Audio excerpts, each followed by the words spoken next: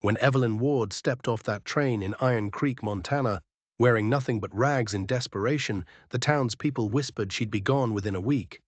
They didn't know what Caleb Raw saw in her hollow eyes, a fire that matched his own. This is the story of a woman who arrived with nothing and a man who learned that worth isn't measured in gold or finery, but in the courage to rebuild from ashes. Stay with me until the end and comment what city you're watching from. I want to see how far this story travels across the world. The afternoon sun hung low over Montana Territory in the autumn of 1883, casting long shadows across the railway platform of Iron Creek. It was the kind of light that made everything look both beautiful and desolate at the same time. Golden but cold, promising but empty. Caleb Raw stood with his hands shoved deep in his coat pockets, his weathered face expressionless as he watched the black locomotive crawl into the station, metal screeching against metal, steam billowing like the breath of some ancient beast. He didn't want to be here. In his 34 years of life, Caleb had learned that wanting things only led to losing them. He'd wanted his parents to survive that winter fever. They hadn't. He'd wanted his younger brother, Thomas, to stay away from the bottle. He couldn't. He'd wanted to keep his ranch running smoothly after Thomas died, leaving behind an 8-year-old boy who barely spoke. And now here he was, waiting for a stranger to step into his broken life because he couldn't manage it alone anymore. A mail-order bride. The words tasted bitter in his mouth. The train hissed to a stop and passengers began to disembark. Caleb watched them carefully. A merchant in a fine suit, 2 miners still covered in dust, an elderly couple helping each other down the steps. Then he saw her. She emerged from the third-ass car like a shadow-given form. Her dress, if it could be called that, was little more than patched fabric, held together by desperation and thread. The hem was torn and muddy, the sleeves frayed at the edges. Her boots were split at the seams, held together with what looked like twine. A thin shawl, more holes than fabric, was wrapped around her shoulders against the September chill. But it wasn't her clothing that made Caleb's breath catch in his throat. It was her eyes. Even from 20 ft away, even beneath the shadow of her worn bonnet, he could see them, dark, deep, and absolutely unbroken. She moved with the careful dignity of someone who had lost everything but refused to lose themselves. Her spine was straight despite the obvious exhaustion in her movements. Her chin lifted despite the whispers that immediately started among the townspeople on the platform. That's her. Old Mrs. Henderson's stage whispered to her daughter loud enough for half the platform to hear.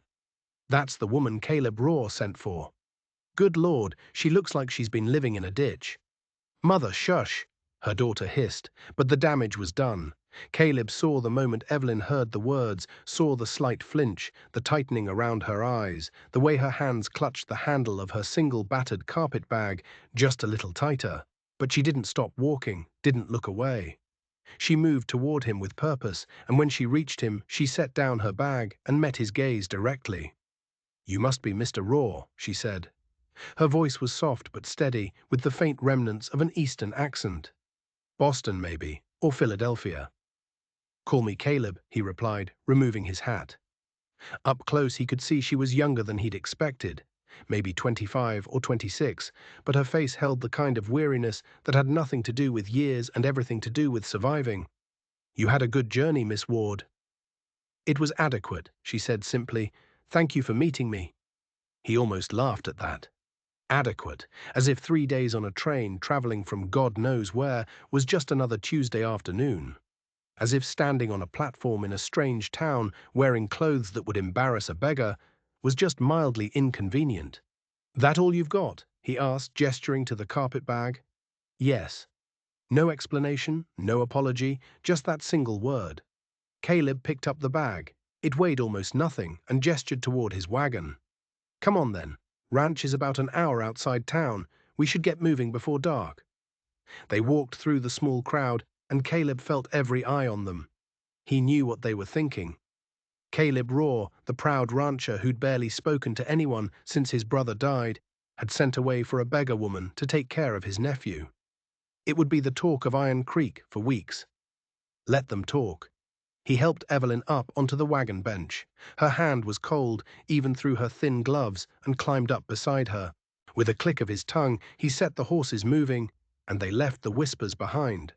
For the first several miles, neither of them spoke.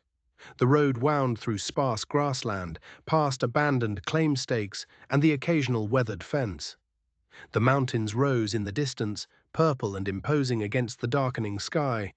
Caleb kept his eyes on the road, acutely aware of the woman beside him, of the way she sat with perfect posture despite the rough jostling of the wagon, of how she seemed to be drinking in the landscape with those dark, watchful eyes. Finally, she broke the silence. "Your letter said you needed help with your nephew," she said. "How old is the boy?" "Ben's 8. He'll be 9 come December." "And his parents?" Caleb's jaw tightened. "His mother died bringing him into the world. His father, my brother Thomas, died 6 months ago." Writing accident, but he paused, then decided honesty was better than pretense. But he'd been drinking. He drank too much, especially after his wife passed. The ranch went to hell while he was drowning himself in whiskey. And when he finally killed himself, falling off his horse in a drunken stupor, he left me with a broken-down property and a boy who hasn't spoken more than 10 words at a time since the funeral. He'd never said it so bluntly before, never laid it out so raw and real. But something about this woman, this stranger in rags who sat with the bearing of a queen, made him want to speak the truth. Evelyn was quiet for a moment, then, "I'm sorry for your losses, and I'm sorry for Ben's." "The boy needs a woman's hand," Caleb continued, "needs someone who can give him the kind of attention I can't while trying to keep the ranch from falling apart completely. I can cook basic meals and mend basic tears, but I can't give him a home. Not the way a child needs. I need someone who can, I understand."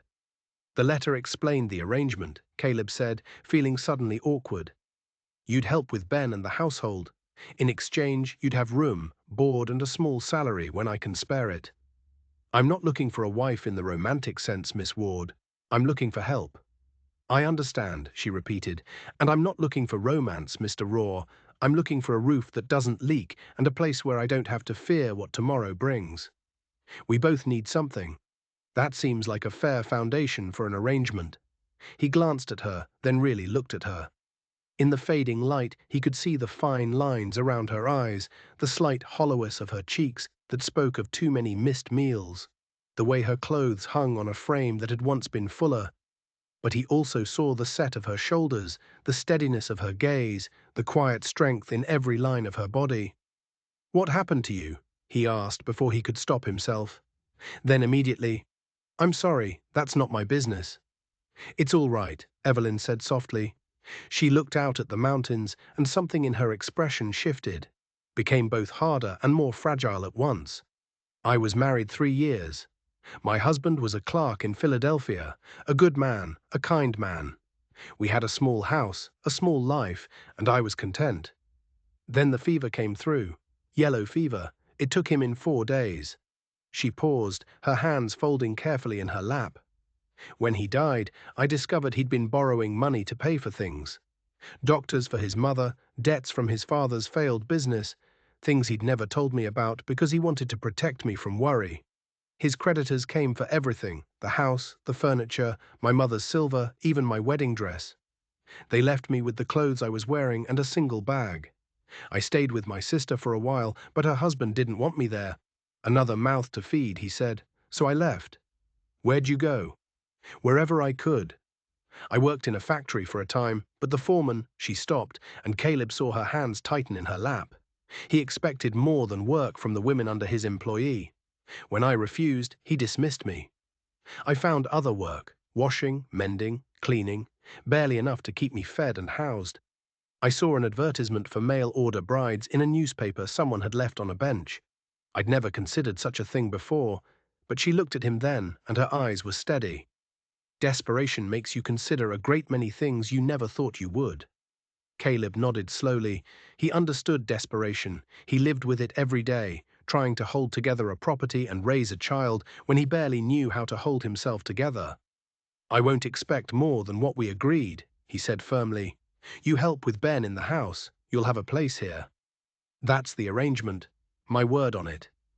"Thank you," she said quietly. They rode in silence for another mile. Then Caleb cleared his throat. "Fair warning," he said.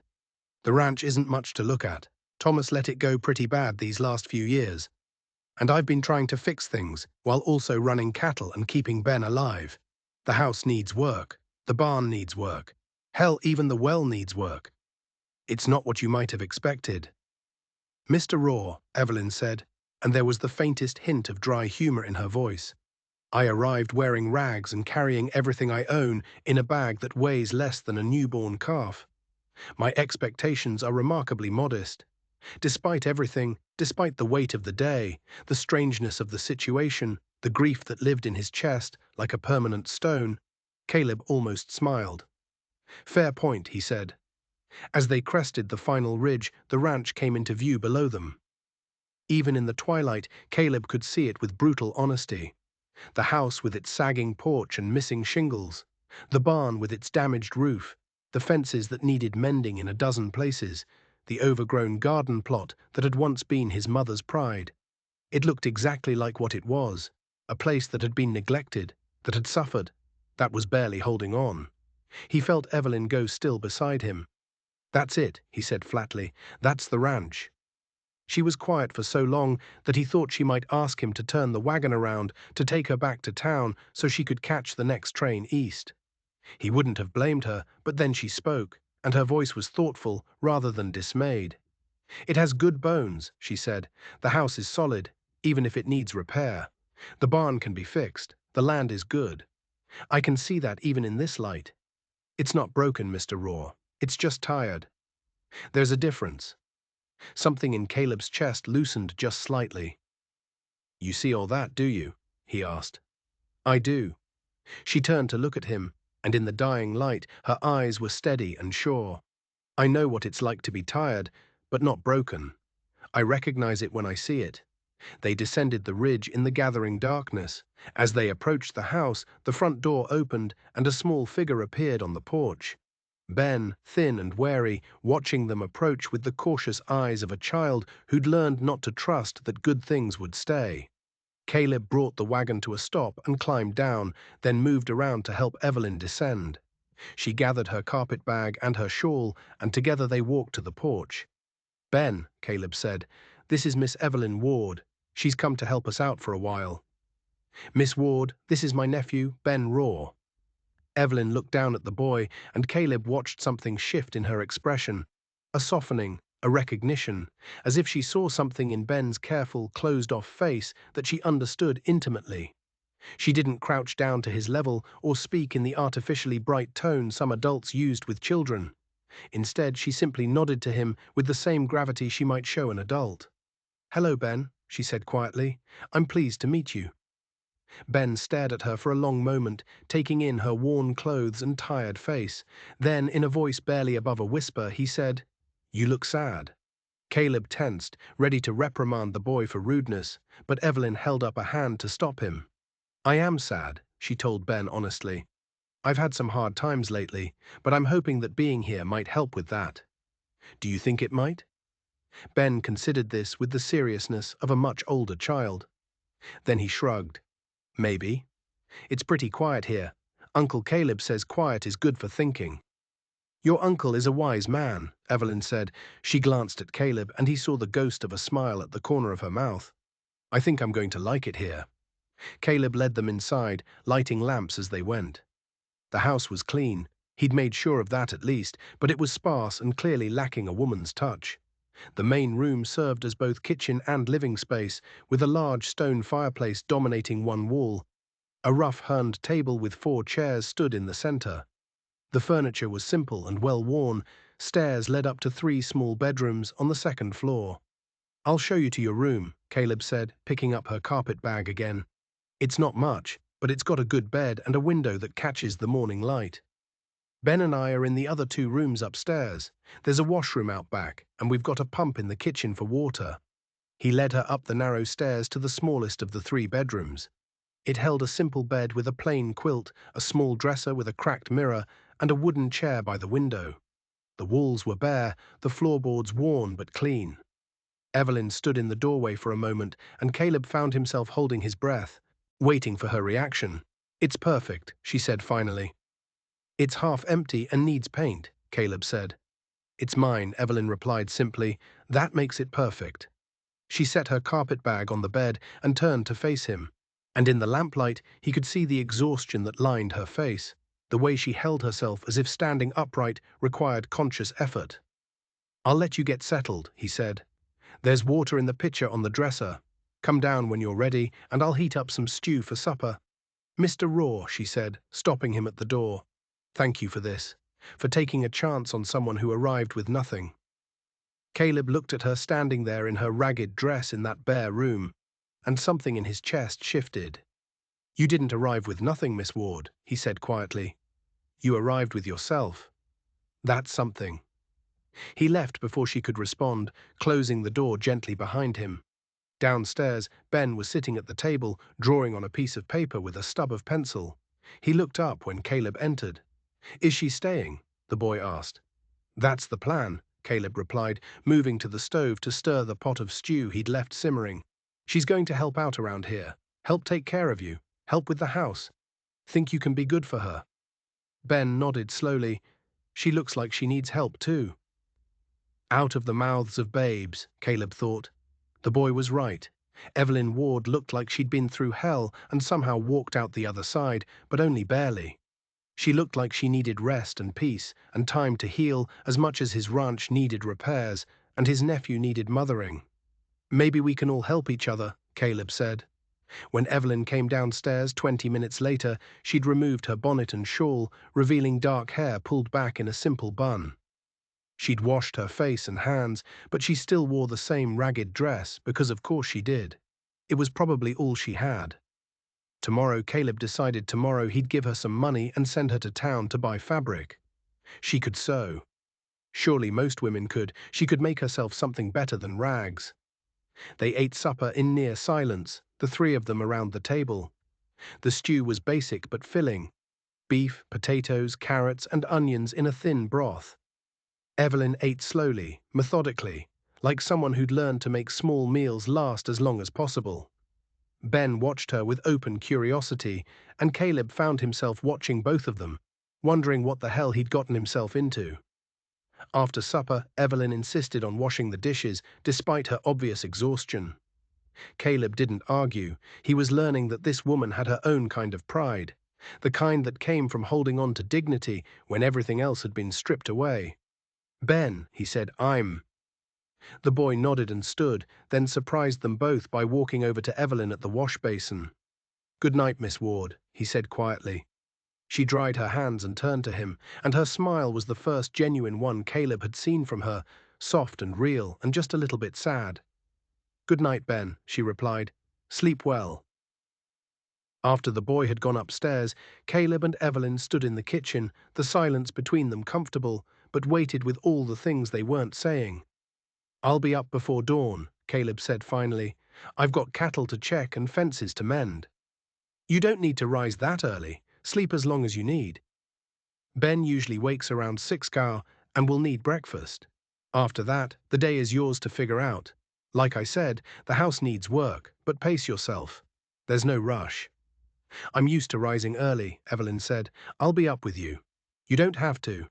"Mr. Raw," she said, and there was steel beneath the softness of her voice. "I came here to work, to help, to earn my place. I won't do that by sleeping late and taking leisurely breakfasts. I'll be up with you, and I'll do what needs doing. That's the arrangement we made."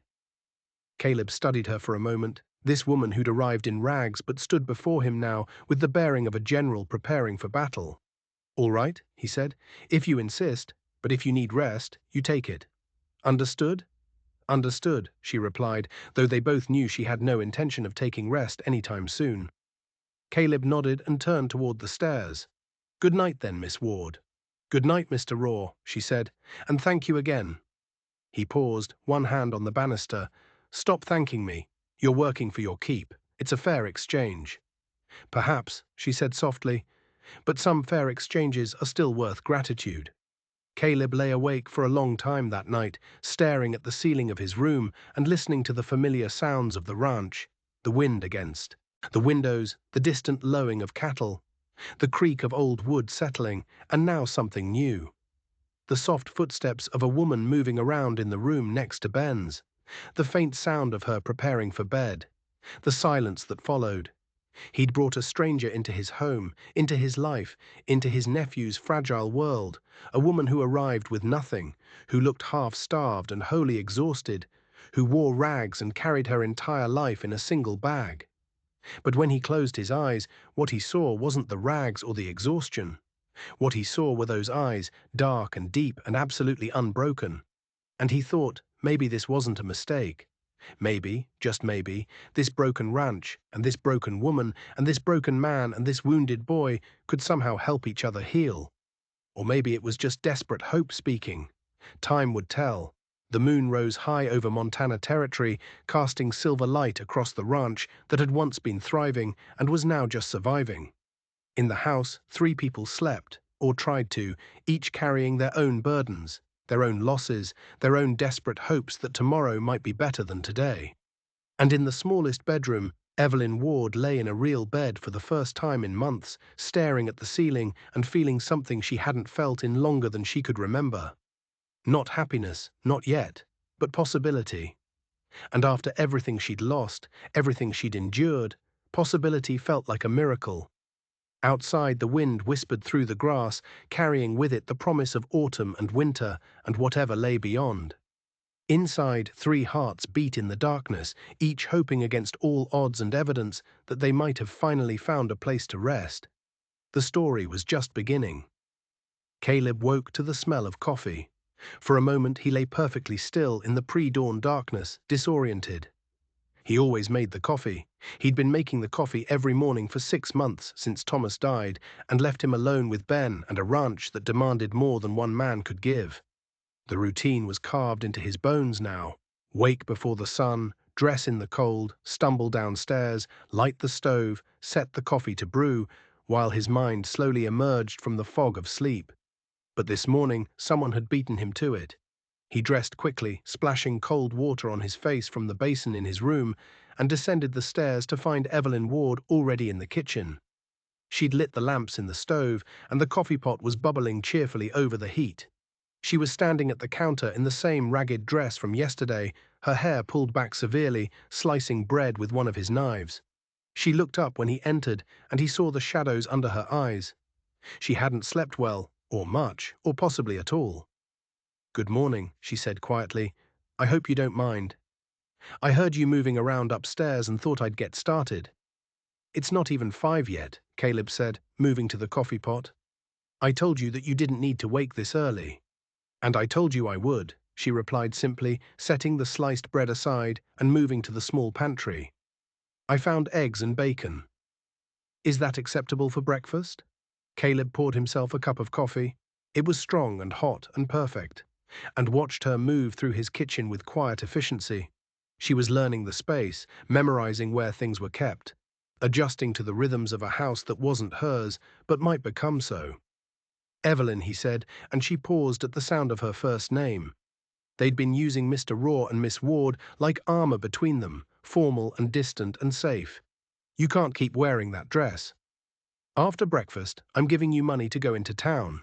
Buy fabric, needles, thread, whatever you need to make yourself some proper clothes." "And before you argue," he added, seeing her mouth open to protest, "it's not charity. A woman who's cooking and cleaning and taking care of a child needs clothes that won't fall apart. It's practical, not pity." She stood very still for a moment, and he could see the war playing out behind her eyes. Pride versus necessity, dignity versus desperation. Finally, she nodded. "Thank you," she said. "I'll pay you back once I've saved enough for my salary." "We'll worry about that later," Caleb interrupted. "For now, just get yourself what you need." Ben stumbled down the stairs half an hour later, his hair standing up in every direction, his eyes still heavy with sleep. He stopped short when he saw Evelyn at the stove, as if he'd forgotten overnight that she was real, that she was staying. "Morning," he mumbled. "Good morning, Ben," Evelyn said, and Caleb heard the warmth in her voice, the gentleness. "I'm making eggs and bacon. How do you like your eggs?" The boy shrugged, climbing into his chair at the table. "Don't matter."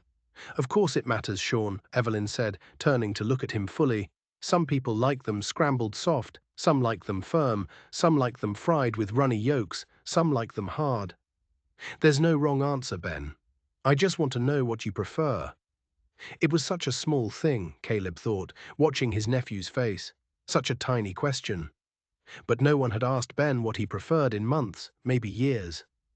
Thomas had been too lost in his grief and bottle to notice his son's preferences, and Caleb had been too focused on keeping them both fed and alive to think about whether the boy liked his eggs one way or another. Scrambled, Ben said finally quietly. Soft, scrambled. Soft it is, Evelyn said, and she smiled at him, that same gentle, slightly sad smile from last night. Thank you for telling me. They ate breakfast together as the sun began to rise, painting the kitchen in shades of gold and amber. Evelyn had made enough food for all three of them, and Caleb noticed that she served Ben and himself generous portions while taking very little for her own plate. When he pushed more eggs onto her dish, she opened her mouth to protest. You need to eat, he said flatly. You're thin as a rail. I won't have you collapsing from hunger while trying to take care of my nephew. I'm fine, she said. You're not, he replied. Eat.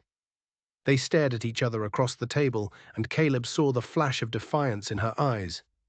She didn't like being told what to do, didn't like being seen as weak or needy. He understood that. He respected it. But he also wasn't going to watch her starve herself out of misplaced pride. Please, he added, softening his tone. She ate. After breakfast, Caleb pressed a fold of bills into Evelyn's hand despite her protests. Take the wagon into town, he told her. Get what you need. Ben can come with me today. I'm mending the fence in the north pasture, and he can help. I can stay and work on the house, Ben said quickly, looking at Evelyn. I can show Miss Ward where things are. Help her with the fence needs 2 sets of hands, Caleb said firmly, but not unkindly. He understood what the boy was doing, trying to protect this new presence in their lives, trying to make sure she didn't disappear while they weren't looking. Miss Ward will still be here when we get back. I promise.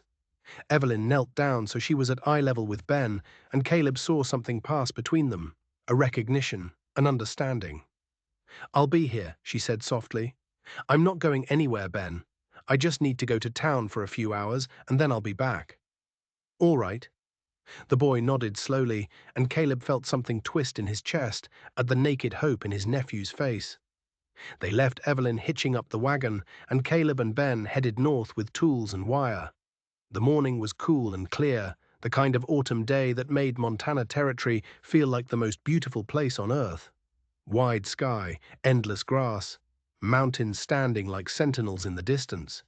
They worked in companionable silence for a while, replacing rotted fence posts and re-ringing wire. Ben was small but steady, holding posts while Caleb hammered, fetching tools without being asked. The boy had grown up fast these past months, had learned to read silences and moods, had developed the careful watchfulness of a child who'd seen adults fall apart. You like her? Ben asked suddenly, not looking up from the wire he was untangling. Caleb paused mid-swing. Miss Ward. Yeah. I don't know her well enough to like or dislike her, Caleb said carefully. She seems capable. Seems honest. That's enough for now. She's sad, Ben said, echoing his observation from last night. Really sad like P was before. He didn't finish the sentence. He didn't need to. Caleb set down his hammer and looked at his nephew. This boy who'd lost his mother before he could remember her, who'd watched his father drink himself into an early grave, who'd been passed to an uncle who barely knew how to care for himself, let alone a child. Yeah, Caleb said quietly. She's sad.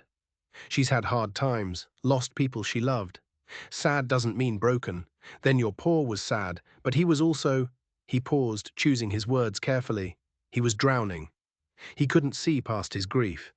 Miss Ward, she's sad, but she's still standing, still moving forward. There's a difference. She stay? Ben asked, and his voice was so small, so hopeful that Caleb felt his heart crack just a little. I don't know, he admitted, because he'd learned that lying to the boy did more harm than good. But I think she wants to. I think she needs a place to belong as much as we need help. So maybe if we're all patient with each other, if we all try, maybe she'll stay. Ben nodded and went back to work. But Caleb saw the way his small shoulders had relaxed slightly, the way some tension had left his frame. In town, Evelyn Ward navigated the general store with the focused determination of a general planning a campaign. She'd made a mental list during the wagon ride. Fabric for at least 2 dresses, one for work and one for Sunday. Thread, needles, buttons, undergarments, a nightgown, a pair of boots that didn't have holes, a warm shawl for winter. The proprietor, a round man named Mr. Jameson, watched her with barely concealed curiosity as she moved through the store, touching fabrics, checking prices, calculating in her head. "You're the woman staying at the workplace," he said. It wasn't a question. "I am," Evelyn replied evenly, not looking up from the bolt of sturdy blue cotton she was examining. "Must be quite a change coming from back east to a ranch in the middle of nowhere." "It is," she agreed, but not an unwelcome one. She could feel the weight of his judgment, the questions he wasn't quite asking. What kind of woman arrives in rags to keep house for a widower and his nephew? What desperation or scandal drove her west? The whispers had probably already spread through town. Mrs. Henderson would have made sure of that. Let them whisper. She'd survived worse than gossip. She selected her fabrics, practical, durable, nothing fancy, and brought them to the counter along with her other necessities. As Mr. Jameson tallied the cost, the bell above the door chimed and 2 women entered.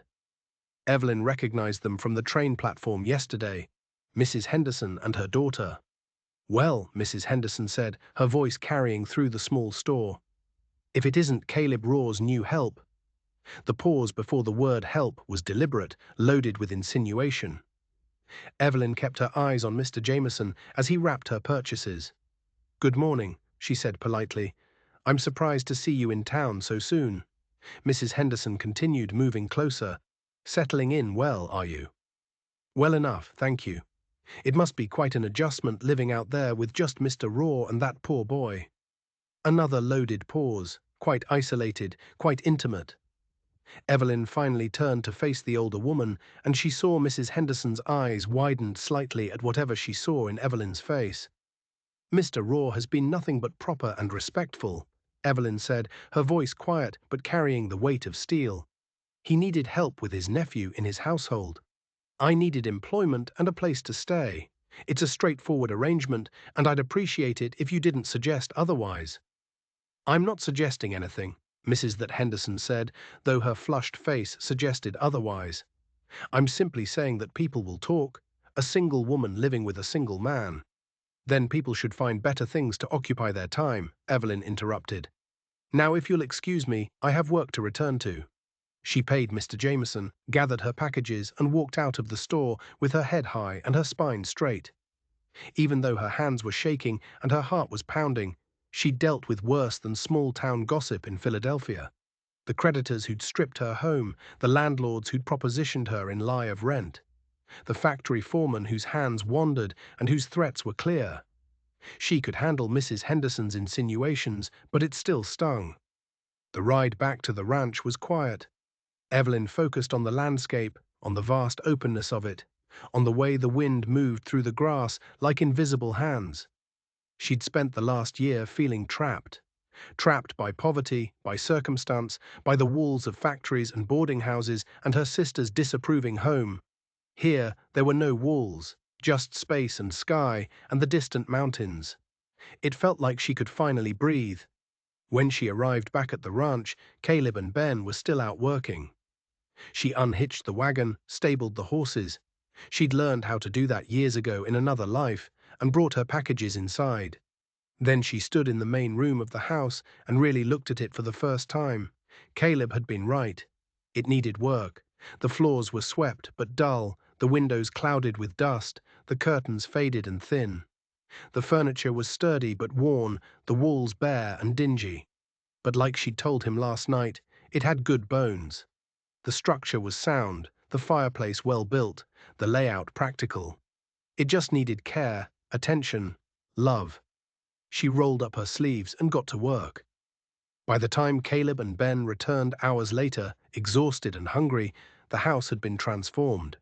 Evelyn had scrubbed the floors until they gleamed, washed the windows until they sparkled, taken down the old curtains and set them to soak. She dusted every surface, swept every corner, organized the pantry and the cupboards. The main room glowed in the afternoon light, and the smell of bread baking filled the air. Caleb stopped in the doorway, bent beside him, and just stared. I know it's not much, Evelyn said, wiping her hands on her apron. She'd fashioned one from an old flour sack. But it's a start, I thought. It's incredible, Caleb interrupted, his voice rough. I told you to pace yourself to rest. I don't need rest. Evelyn said I need to work. I need to feel useful. Please don't ask me to sit idle, Mr. Raw. I can't. I won't. He looked at her. Really? Looked at her and saw what he'd seen last night, steel wrapped in softness, strength disguised as fragility.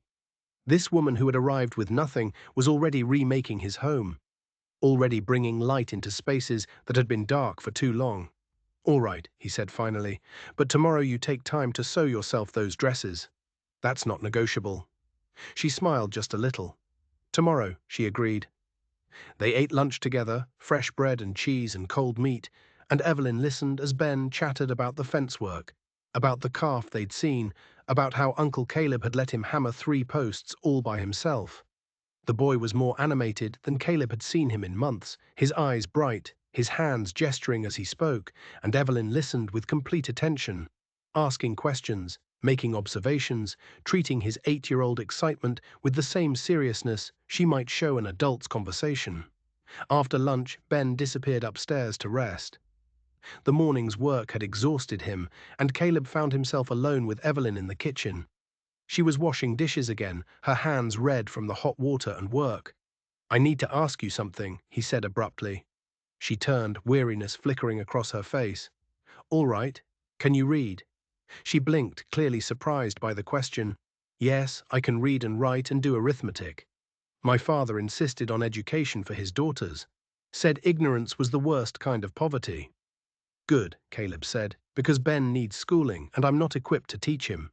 I can read well enough and my arithmetic is solid for ranch work, but I never got much formal education. If you could work with him, reading, writing, numbers, I'd be grateful. I'll pay extra for it. You don't need to pay extra, Evelyn said. Teaching Ben would be part of caring for him. I'd be happy to do it. Still, Caleb insisted, education matters. It should be compensated. They looked at each other across the kitchen, and Caleb felt something shift between them. A deepening of the arrangement, a recognition that this was becoming more than just a transaction of labor for shelter. There's one more thing, he said, and he felt his chest tighten with what he was about to say. In town, there will be talk about you being here, about the situation. People will make assumptions, spread gossip. I want you to know that I won't tolerate anyone speaking ill of you. You have my protection, my name if you need it. No one will question your honor while you're under my roof. Evelyn's eyes went bright, and she turned quickly back to the dishes, but not before he saw the sheen of tears. Thank you, she said, her voice barely above a whisper. That means more than you know. They didn't speak of it again, but something had been said, something important. Boundaries had been set and protections offered. They were building something here, Caleb realized, not romance or love. Neither of them was ready for that. Might never be ready for that, but something else, a partnership, a family of broken pieces trying to fit together.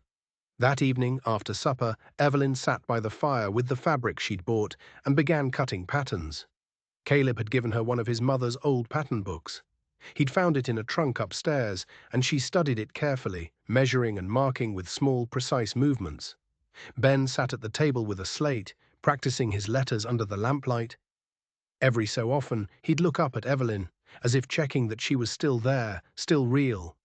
Caleb sat in his father's old chair, supposedly reading the newspaper that was 3 weeks old, but really watching the two of them, this woman and this boy, and feeling something he hadn't felt since before Thomas died. Pete. It was fragile and tentative, built on uncertain foundations, but it was there.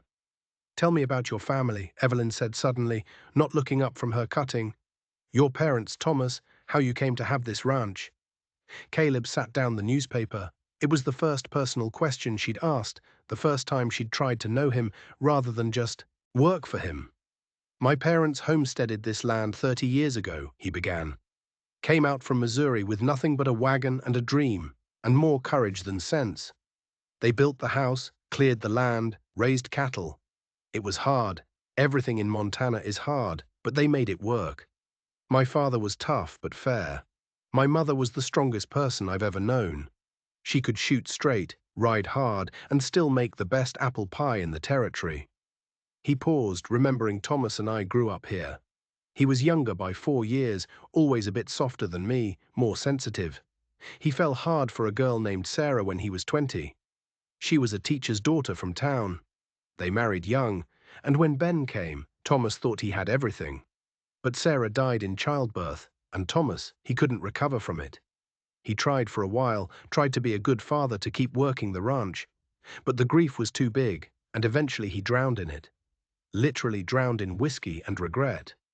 "And your parents?" Evelyn asked gently. "Winter fever took them both 5 years ago, same week. I inherited the ranch and Thomas inherited his grief.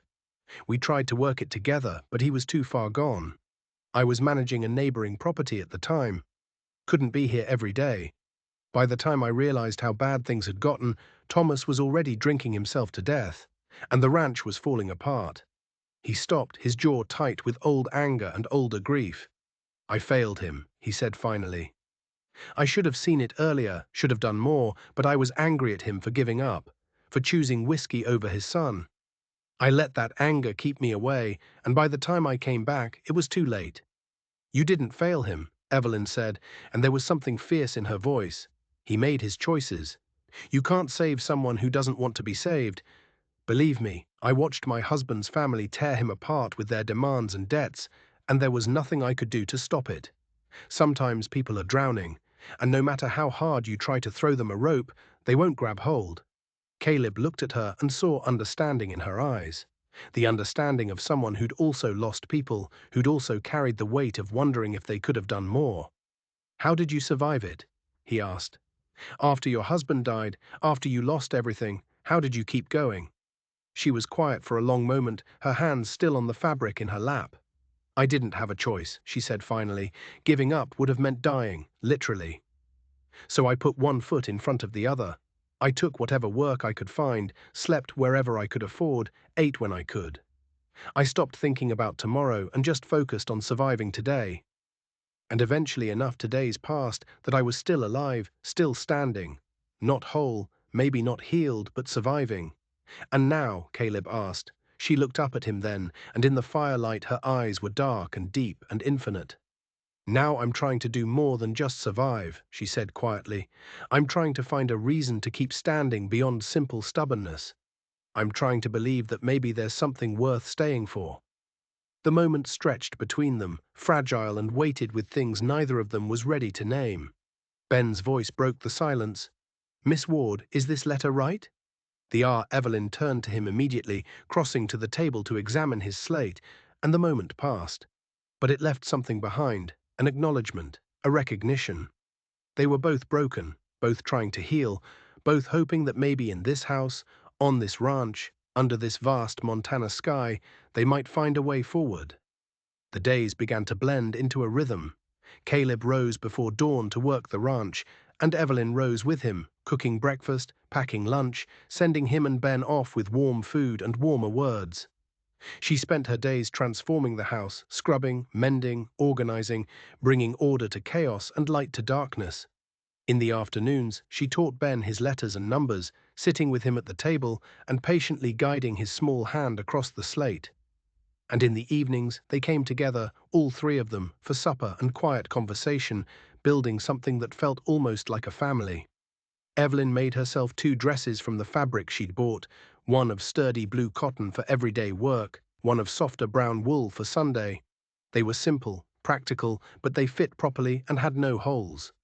And when she wore them, she stood a little straighter, held her head a little higher. She mended Caleb's shirts and Ben's torn trousers. She baked bread and made stews and stretched their supplies with the skill of someone who'd learned to make little go far. She planted bulbs in the garden plot for spring and pruned back the overgrown bushes around the house. And slowly, almost imperceptibly, the shadows under her eyes began to fade. Her face filled out slightly as she began eating proper meals. Her movements became less careful, less guarded, as she started to believe that this place might actually be safe. Ben blossomed under her attention like a flower, finding sun after a long winter. He began talking more, laughing occasionally, showing her drawings he'd made and stories he'd written in halting, uneven letters. He started sleeping through the night without the nightmares that had plagued him for months.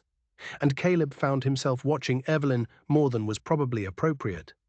Watching the way she moved through his house, the way she smiled at Ben, the way she stood on the porch in the evenings and looked out at the mountains as if memorizing the view. He told himself it was just gratitude, relief that his nephew was finally healing, that his house was finally becoming a home again.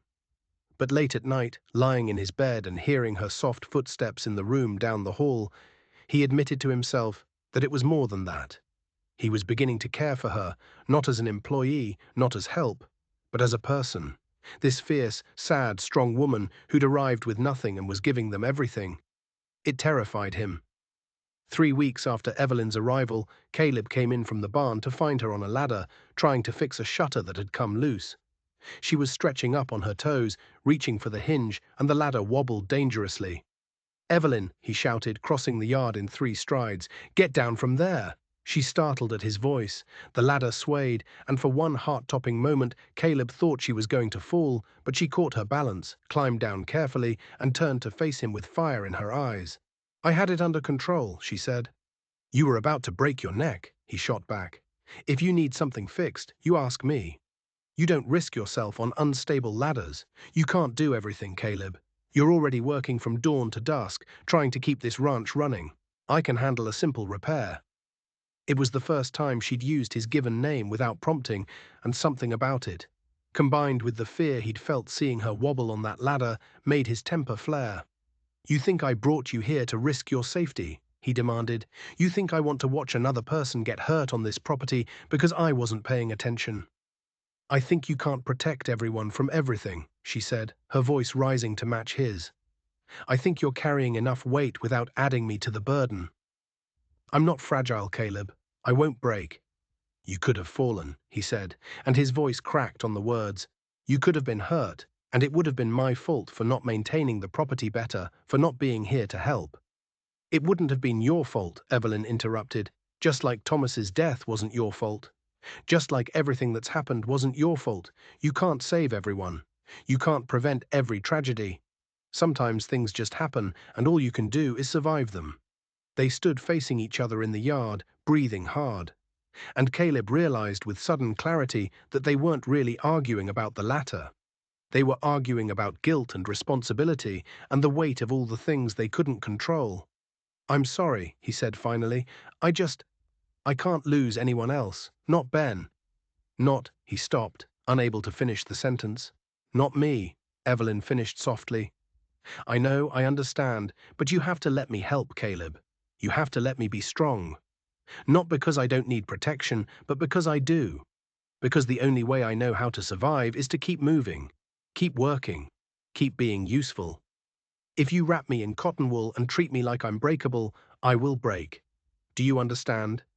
He looked at her, this woman who'd survived losing everything, who'd walked through hell and somehow emerged still fighting. And he nodded slowly. "I understand," he said, "but promise me you'll be careful. Promise me you'll ask for help when you need it." "I promise," she said, "if you promise the same." They shook on it, their hands clasping firmly in the autumn afternoon. And when they let go, something had shifted again. They'd fought and found their way through it. They'd spoken truths that needed speaking. They were learning each other, learning how to be partners in this strange arrangement they'd created. That night, after Ben had gone to bed, Caleb found Evelyn on the porch, wrapped in her new shawl, staring out at the stars. "Cold out here," he said, joining her. "But beautiful," she replied. "I've never seen so many stars. In Philadelphia, there were too many lights, too many buildings. Here, it's like the whole universe is on display." They stood in silence for a while, shoulders almost but not quite touching. "Thank you," Caleb said finally, "for staying, for helping with Ben, for bringing life back to this house. I know I don't say it enough, but I'm grateful." "You're welcome," Evelyn said, "and thank you for giving me a place to land, for seeing past the rags and the desperation, for giving me a chance." "I didn't see past them," Caleb said honestly. "I saw them clearly, but I also saw you, and that mattered more." She turned to look at him, and in the starlight her face was soft and open in a way he'd never seen before. "I was so scared when I got off that train," she admitted, "scared that you'd take one look at me and send me back. Scared that I'd finally found a place to rest and it would be snatched away. But you didn't send me back. You let me stay. You let me work. You let me matter." "You do matter," Caleb said, and his voice was rough with emotion. "More than you know." They stood together under the stars, two broken people finding unexpected comfort in each other's presence. And for the first time since his brother died, Caleb let himself hope that maybe, just maybe, they were all going to be all right. The first snow came early that year, dusting the mountains white in mid-October and turning the morning air sharp enough to cut. Evelyn woke to find frost patterns on her bedroom window delicate as lace, and when she went downstairs, she discovered Caleb had already stoked the fire to blazing. He stood at the stove attempting to make coffee, his movements stiff from the cold. "Let me," she said softly, and he stepped aside without argument. They'd learned this dance over the past month, when to push, when to yield, when to simply work together in comfortable silence.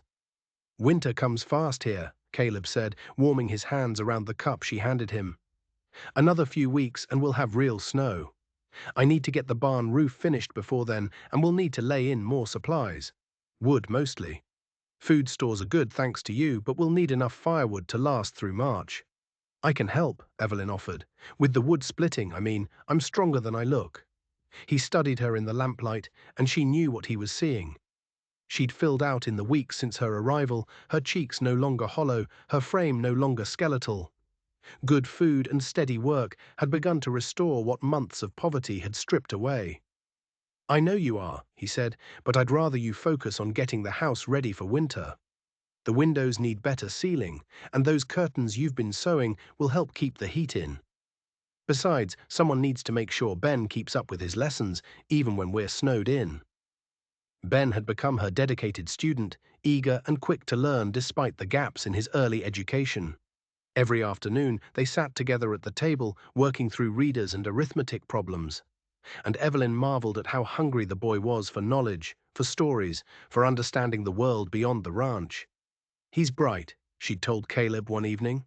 "Remarkably so. With proper schooling, he could go to university someday." The look on Caleb's face had been worth everything. Pride mixed with wonder, as if the possibility had never occurred to him that this quiet, wounded boy might have a future beyond the ranch. Now, as they prepared breakfast together in the pre-dawn darkness, Evelyn found herself thinking about futures in ways she hadn't allowed herself to in years. She'd spent so long focused on mere survival that the idea of planning beyond the next day, the next week, felt dangerously hopeful. "Caleb," she said carefully, cracking eggs into the pan, "what happens when winter ends?" He was quiet for a long moment. "What do you mean?" "I mean our arrangement. You hired me to help with Ben and the house. The house is in order now. Ben is thriving. When spring comes and the ranch work picks up again, will you still need me here?" She kept her eyes on the eggs, not daring to look at him, afraid of what she might see in his face. In the weeks since her arrival, this place had become more than just shelter. It had become home. Ben had become like the son she'd never had. And Caleb had become something she couldn't quite name. Something that made her heart beat faster when he walked into a room. Something that kept her awake at night, wondering if he felt even a fraction of what she was beginning to feel. "Evelyn," Caleb said, and his voice was rough. "Look at me." She turned slowly, the spatula still in her hand, and found him watching her with an intensity that stole her breath. "Do you want to leave?" he asked. "No," she whispered, "but I also don't want to overstay my welcome. I don't want to be a burden when you don't need." "I need you," he interrupted, and the words hung in the air between them like something fragile and precious. "Ben needs you. This house needs you. I'm not asking you to leave, Evelyn. I'm asking you to stay. Not just through winter, not just until the work is done. I'm asking you to stay for good." Her heart hammered in her chest. "As your housekeeper, as whatever you want to be," he said, "as Ben's teacher, as the heart of this home," as he stopped, seemed to struggle with the words, then pushed forward. "As my wife, if you'd be willing, not because of obligation or necessity, but because I'm tired of pretending this is just an arrangement." Because when I see you with Ben, when I come home and smell your bread baking, when I hear you singing while you work, I feel something I thought died with Thomas. I feel hope. I feel peace. I feel like maybe I could be happy again." Evelyn's hands were shaking. "Caleb, I don't have anything to bring to a marriage. No dowry, no connections, no. You have yourself," he said, echoing the words he'd spoken her first night here. "That's everything. People in town already talk," she said. "Mrs. Henderson in her whispers about impropriety. If we married, they'd say I trapped you, that I came here with designs on becoming Mrs. Raw." "Let them say whatever they want," Caleb said fiercely. "I don't give a damn what Mrs. Henderson thinks. I care about what happens in this house with this family. I care about you, Evelyn, more than I thought I could care about anyone again." She looked at him, really looked at him, and saw the truth written plain on his weathered face. This wasn't pity or convenience. This was real. This man who'd been hurt and hardened by loss was offering her his heart, asking her to take the same risk he was taking. "I care about you too," she admitted, her voice barely above a whisper.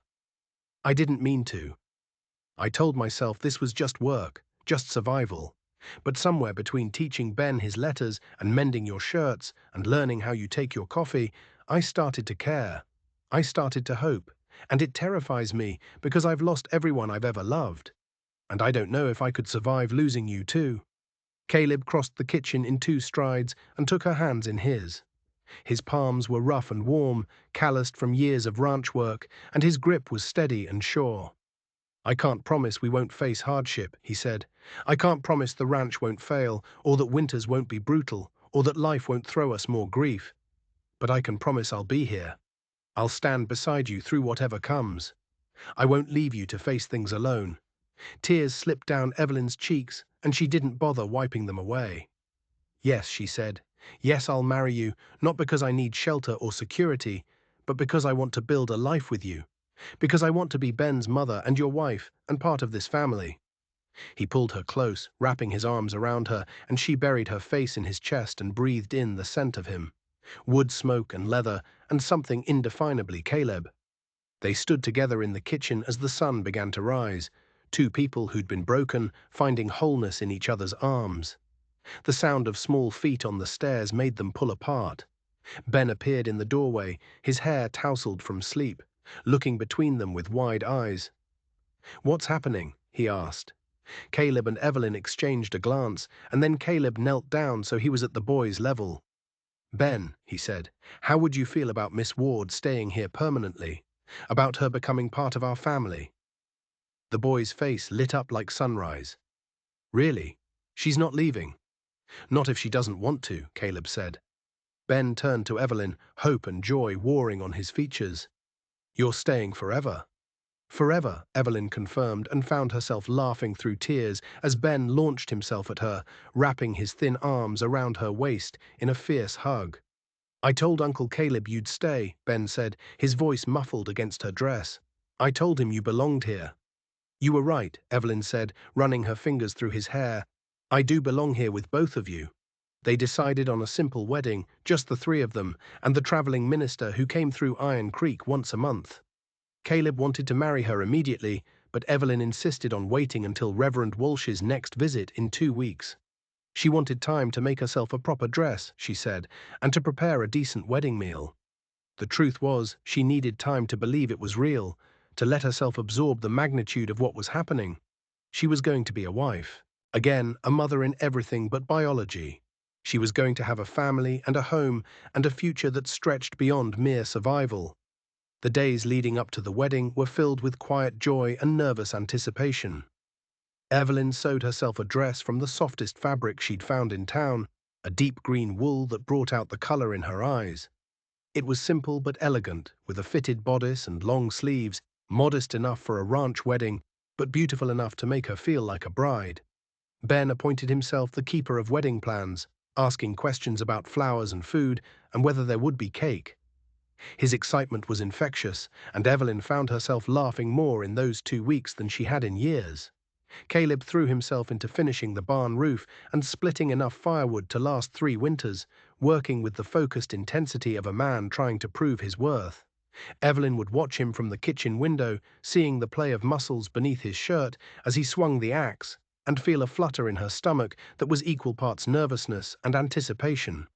They hadn't discussed the physical aspects of marriage, both of them too proper or too nervous to broach the subject directly. But Evelyn had been married before, knew what was expected, what would happen on their wedding night. The thought filled her with a mixture of fear and longing that she didn't quite know how to navigate. One afternoon, a week before the wedding, she was hanging laundry when a wagon rolled up to the house. A woman climbed down, tall and broad-shouldered, with silver-streaked hair and keen blue eyes. She wore practical men's trousers and a worn jacket, and she moved with the confident stride of someone who knew exactly who she was. "You must be Evelyn Ward," the woman said, extending a weathered hand. "I'm Margaret Sullivan. I run the ranch 3 mi east of here. Heard Caleb Raw finally found himself some decent help." Evelyn shook her hand, noting the firm grip. "Mrs. Sullivan, it's a pleasure. Just Margaret. Mrs. Sullivan was my mother-in-law, and I never liked her much." The woman's eyes were sharp and assessing, but not unkind. "I also heard you're marrying him next week. That true?" "It is," Evelyn said, lifting her chin slightly, prepared for judgment or warnings. But Margaret just laughed, a big booming sound that startled a crow from the nearby fence post. "About damn time someone civilized that man. He's been running around like a wounded bear since his brother died." "You good to him?" "I try to be," Evelyn said carefully. "And he good to you, respectful. Doesn't drink or raise his hand. He's been nothing but kind and honorable." Margaret nodded, satisfied. "Good, because if he wasn't, you'd come tell me, and I'd ride over here and set him straight. Out here, women look after women. Remember that. You ever need anything, advice, help, or just another female to talk to when the men are being particularly stupid, you come find me, understand?" Evelyn felt something warm bloom in her chest. She'd been so focused on Caleb and Ben that she hadn't realized how much she'd missed female friendship, female solidarity. "Thank you," she said. "That means more than you know." "I brought you something," Margaret said, reaching into her wagon and pulling out a wrapped bundle. "Wedding present. Go on, open it." Evelyn unwrapped the cloth to reveal a beautiful quilt, hand-stitched with intricate patterns in blues and greens and golds. It was clearly old, but lovingly maintained, each stitch perfect, each square telling a story. "It was my grandmother's," Margaret said, "brought it west from Kentucky in 1840. She gave it to me on my wedding day, said it would keep me warm through Montana winters and remind me that women are stronger than any storm. I want you to have it." "Margaret, I can't possibly. This is a family heirloom, and you're going to be family," Margaret said firmly. "Neighbors are family out here, Evelyn. We don't survive these winters alone. We survived them together. So you take that quilt and you remember that you're not alone." "Not anymore." Evelyn clutched the quilt to her chest, tears stinging her eyes. "Thank you," she whispered. Margaret stayed for coffee and conversation, regaling Evelyn with stories about the early days in Montana Territory, about surviving blizzards and cattle rustlers and husbands who thought they knew everything. By the time she left, Evelyn felt like she'd gained not just a neighbor, but a friend, an ally, someone who understood the particular challenges of being a woman in this hard, beautiful land. That night, Evelyn spread the quilt across her bed and traced the patterns with her fingers.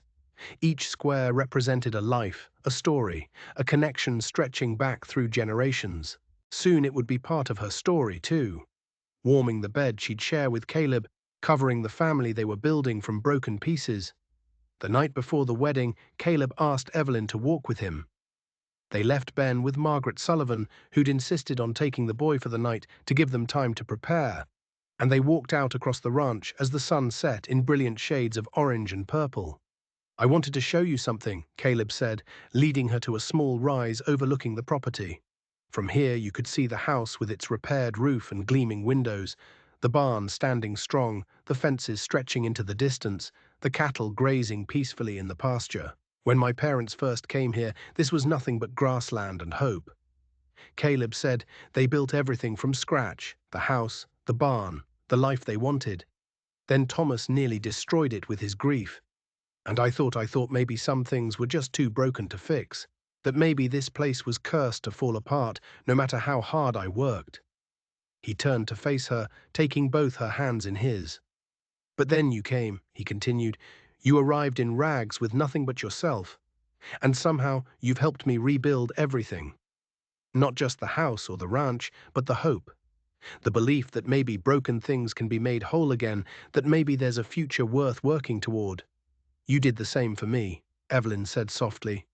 I was so lost, Caleb. I'd forgotten what it felt like to have a purpose beyond just surviving the day. You gave me that back. You and Ben. You gave me a reason to hope again. I need you to know something, Caleb said, and his voice was serious, almost urgent. Tomorrow when we marry, it won't be because I need a housekeeper or because Ben needs a mother, though God knows both those things are true. It'll be because I love you, Evelyn. I didn't mean to. Didn't think I could after losing so much. But I do. I love your strength and your kindness and the way you make this house feel like a home. I love how you treat Ben like he's precious. I love your stubbornness and your determination and the way you hum while you cook. I love you, and I wanted you to know that before we speak vows in front of God and Reverend Walsh. Evelyn's breath caught in her throat. She'd hoped he cared for her, had seen evidence of it in 100 small ways, but she hadn't expected this raw, honest declaration of love. I love you too, she said, and the words felt like freedom. I love your steadiness and your honor and the way you care for Ben, even though you're terrified of failing him. I love how hard you work and how you never complain and the way you look at me sometimes like I'm something precious. I was so afraid to love again after losing Edward, after losing everything, but you made me brave enough to try. He kissed her then, tentative and sweet, his lips warm against hers in the cooling evening air. It was nothing like the kisses she'd shared with Edward. Those had been the kisses of youth and easy joy. This was the kiss of two people who'd been broken and were choosing to be whole together, who'd survived loss and were daring to love again despite knowing how much it could cost them. When they pulled apart, both of them were breathing hard, and Caleb rested his forehead against hers. Tomorrow, he said. Tomorrow you'll be my wife. Tomorrow, she agreed, and every day after. They stood together on the rise as the stars emerged one by one, and Evelyn felt a peace so profound it almost frightened her. She'd travelled so far from that desperate woman who'd stepped off the train in rags. She'd found not just shelter, but home. Not just work, but purpose. Not just survival, but love. The wedding day dawned clear and cold, the kind of autumn morning that promised winter was coming, but wasn't quite here yet. Margaret arrived early with Ben, who was practically vibrating with excitement, and shooed Caleb out of the house so Evelyn could dress in peace. Let me help, Margaret said, and her capable hands made quick work of the buttons down the back of Evelyn's green dress. She'd woven wild flowers, the last of the season, into Evelyn's hair, and when Evelyn looked at herself in the small mirror, she barely recognized the woman staring back. She looked happy, healthy, loved. You're beautiful, Ben breathed, appearing in the doorway. Uncle Caleb's going to be so surprised. Where is your uncle? Evelyn asked. Getting dressed in the barn, Ben said, grinning. He kept trying to fix his hair and muttering about looking proper. Margaret told him to stop fussing or she'd cut it all off. Evelyn laughed, picturing Caleb's nervousness, finding comfort in knowing he was as anxious as she was. Reverend Walsh arrived at noon, a kind-faced man in his 60s who'd been traveling the circuit for 30 years. They gathered in the main room of the house, just the 5 of them, small and intimate and perfect. Caleb stood by the fireplace in his Sunday best, his hair slicked back with water, his hands clasped in front of him. When Evelyn entered the room, his eyes went wide, and something tender crossed his face. You look beautiful, he said, and his voice cracked slightly on the words. So do you, she replied, and meant it. He'd never looked more handsome than he did right then, nervous and honest and absolutely sincere. Reverend Walsh began the ceremony with a prayer, his voice gentle but caring. Then he turned to them, his eyes kind. Marriage is not just a legal contract or a social convention. He said, it's a sacred covenant, a promise made before God and witnesses that you will stand together through whatever comes. It requires courage and commitment and the willingness to put another's welfare alongside your own. Caleb, Evelyn, do you both come to this marriage freely and with open hearts? We do, they said in unison. The Reverend smiled. Then let us proceed. Caleb Raw, do you take Evelyn Ward to be your lawfully wedded wife? Do you promise to love her, honor her, protect her, and stand by her side through all the days of your life? Caleb's eyes never left Evelyn's face. I do, he said firmly. With everything I am, Evelyn Ward, do you take Caleb Raw to be your lawfully wedded husband? Do you promise to love him, honor him, support him, and stand by his side through all the days of your life? Evelyn's voice was steady and sure. I do with all my heart. The rings, please, Reverend Walsh said, and Ben stepped forward importantly, holding out two simple gold bands that Caleb had bought in town the week before. Caleb took one ring and slipped it onto Evelyn's finger, his hand steady despite the emotion in his eyes. With this ring, I thee wed. All that I have, I share with you. All that I am, I give to you. Evelyn took the other ring and placed it on Caleb's finger, feeling the weight of the moment, the magnitude of the promise they were making. With this ring, I thee wed. All that I have, I share with you. All that I am, I give to you. Then by the power vested in me, by the territory of Montana and Almighty God, Reverend Walsh pronounced, I declare you husband and wife, Caleb. You may kiss your bride. And he did. Right there in the house that was now theirs, with Ben cheering and Margaret wiping her eyes and Reverend Walsh beaming. He kissed her like she was the answer to every prayer he'd never thought to pray, like she was hope and home and everything good in the world. When they pulled apart, both of them were smiling, and Evelyn realized she couldn't remember the last time she'd felt this happy, this certain that she was exactly where she was meant to be. Margaret insisted on preparing the wedding meal while Caleb and Evelyn took a moment alone on the porch. They stood together in the afternoon sunlight, his arm around her waist, her head on his shoulder, watching the land stretch out before them. Mrs. Raw, Caleb said, testing out the name. Evelyn Raw. It sounds right, Evelyn said, like it was always meant to be my name. No regrets, he asked softly. She turned to face him, placing her hand over his heart. Not a single one. You only that I didn't find you sooner, he said, that you had to suffer so much before you came here. Maybe I needed to suffer, Evelyn said thoughtfully. Maybe I needed to lose everything to appreciate what I have now, to understand how precious this is, you and Ben and this life we're building. If things had been easy, I might have taken it for granted, but I won't. I'll treasure every day, Caleb, I promise you that. He kissed her forehead, tender and reverent. Well, treasure it together. The wedding celebration was simple but joyful. Margaret had roasted a chicken and made biscuits and brought a cake she'd baked that morning.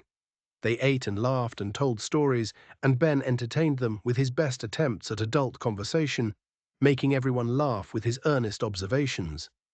As the sun began to set, Margaret and Reverend Walsh prepared to leave, giving the new couple their privacy. Margaret hugged Evelyn fiercely. You did good, girl, she whispered. Real good. He's a fine man, and you're going to be happy here. I know it. Thank you, Evelyn whispered back, for everything, for accepting me, for being my friend. That's what neighbors do, Margaret said. Now you go be a wife to that man, and don't worry about anything else tonight. After they left, Ben hugged both Caleb and Evelyn goodnight and headed upstairs to bed, leaving them alone in the main room. The fire crackled in the hearth, casting dancing shadows on the walls. And suddenly the air felt charged with anticipation and nervousness. Evelyn, Caleb said, and she heard the uncertainty in his voice. I want you to know that I don't expect that is we can take things slow. I know this is all happening fast, and if you need time, she crossed to him and took his hands in hers. Caleb, I've been married before. I know what marriage means, and I'm ready. Not because I have to be, but because I want to be. Because you're my husband now, and I want to be your wife in every way. Relief and desire flickered across his face. Are you sure? I'm sure, she said, and rose on her toes to kiss him. This kiss was different from the ones before, deeper, more urgent, filled with promise and permission. His arms came around her, pulling her close, and she felt the steady beat of his heart against her chest. Come with me, he said softly, and led her upstairs to the room that was now theirs. No longer his alone, but a space they would share. A bed where they would sleep and wake together for all the days to come. The room was simple, but Evelyn had added touches over the past weeks. Curtains at the window, a quilt on the bed, fresh linens, and the scent of lavender from sachets she'd made. Now, with Margaret's grandmother's quilt spread across the bed, it looked like a sanctuary. Caleb lit the lamp on the bedside table, and in the warm glow they undressed each other slowly, tenderly, learning the landscape of each other's bodies with gentle hands and whispered words. He was patient and careful, mindful of her nervousness, and when they finally came together, it felt like coming home. Afterward, they lay wrapped in each other's arms beneath the wedding quilt, her head on his chest, his fingers tracing lazy patterns on her shoulder. "I love you," he murmured into her hair. "I love you too," she replied, and felt his arms tighten around her. Outside, the wind whispered through the grass, and the stars wheeled overhead, and somewhere in the distance, a coyote called to its mate. Inside, two people who'd been broken had become whole, had built something new from the ashes of their losses. Evelyn closed her eyes and let herself drift towards sleep, secure in the knowledge that she was home at last, that she belonged here, that she was loved. And in the room down the hall, Ben Raw slept peacefully for the first time since his father died, knowing that his family was complete again, that he had an uncle who cared and an aunt who loved him, and that maybe finally everything was going to be all right. Winter arrived with a vengeance 3 weeks after the wedding, bringing snow that piled high against the barn and winds that howled through the valley like wounded animals. Evelyn woke on the first morning of the blizzard to find Caleb already dressed, pulling on his heavy coat in the pre-dawn darkness. "Where are you going?" she asked, sitting up and wrapping the quilt around her shoulders against the cold that had seeped into even their bedroom. "Cattle," he said grimly. "They'll try to drift with the wind, end up scattered or worse. I need to get them closer to the barn, into the sheltered pasture." "I'm coming with you," Evelyn said, throwing back the covers. "Evelyn, it's dangerous out there." "The visibility is almost nothing, and the cold is the same cold you'll be facing," she interrupted, already reaching for her warmest dress. "You said yourself you need help. 2 sets of hands are better than one, and I'm not letting you go out there alone." He looked like he wanted to argue, but they'd been married long enough now that he recognized the set of her jaw, the determination in her eyes. "Ben stays inside," he said finally. "He keeps the fires going and the coffee hot." "Agreed," Evelyn said. They woke Ben and explained the situation. The boy nodded solemnly, understanding the seriousness even at his young age. "I'll keep everything ready," he promised. "You be careful." Outside, the world had transformed into something alien and hostile. Snow fell so thick that Evelyn could barely see Caleb 3 feet in front of her. The wind cut through her layers of clothing like they were nothing. And within minutes, her face felt frozen, her fingers numb despite her gloves. "Stay close to me," Caleb shouted over the wind. "Hold on to my coat. If we get separated, head back to the house and don't try to find me. Understand?" She nodded, gripping the back of his heavy coat with one hand, while the other clutched the rope he tied around both their waists, a lifeline in case the visibility got even worse. They pushed through the snow toward the pasture where the cattle should have been, and Evelyn felt fear rise in her throat. This was the Montana Winter Margaret had warned her about, the kind that killed the unprepared, the unlucky, the foolish. But Caleb moved with purpose and confidence, reading the land even through the white curtain of snow. And she trusted him to get them through.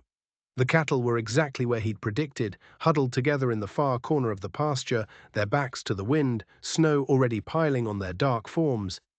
Getting them moving was brutal work. Evelyn's voice went hoarse from shouting. Her legs arched from pushing through knee-deep drifts, and her hands felt like they might never be warm again.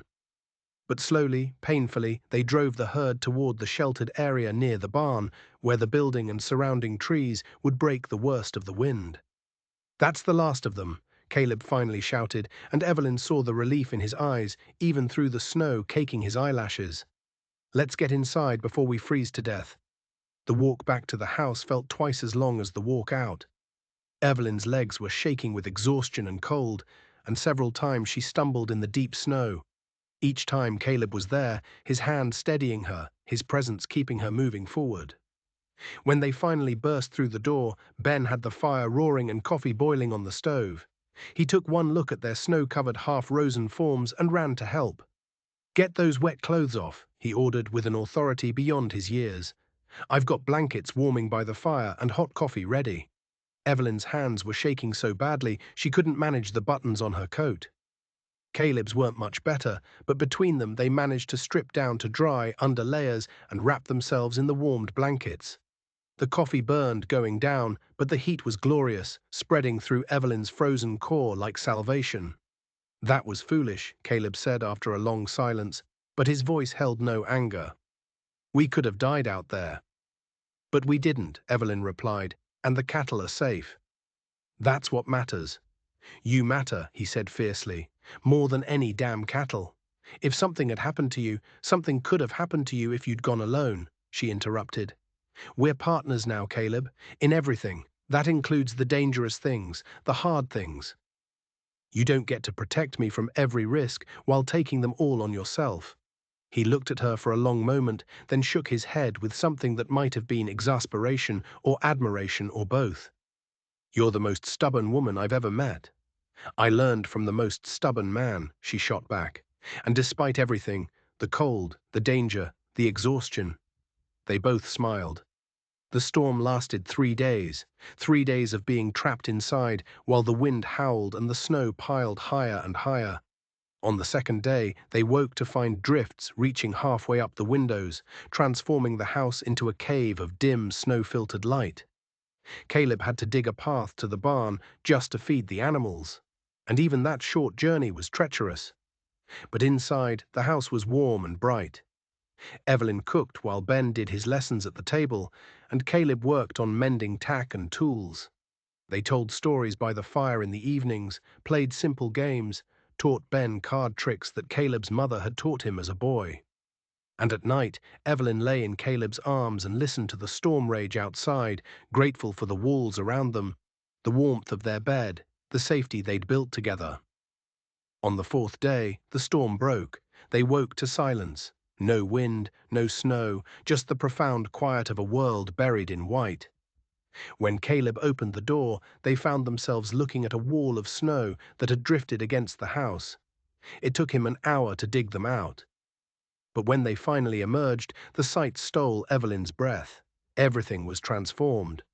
The ranch lay beneath a blanket of pristine white, the mountains in the distance gleaming like they'd been carved from ice, the sky so blue it hurt to look at. The sun glinted off the snow, making everything sparkle like the world was covered in diamonds. "It's beautiful," Evelyn breathed. "It's deadly," Caleb said, but there was appreciation in his voice too. "Come on, we need to check the cattle, make sure none of them are in trouble." They spent the day digging out, checking on animals, assessing damage. They'd lost 3 chickens. The cold had been too much for them, despite the insulated coop, but the cattle had survived.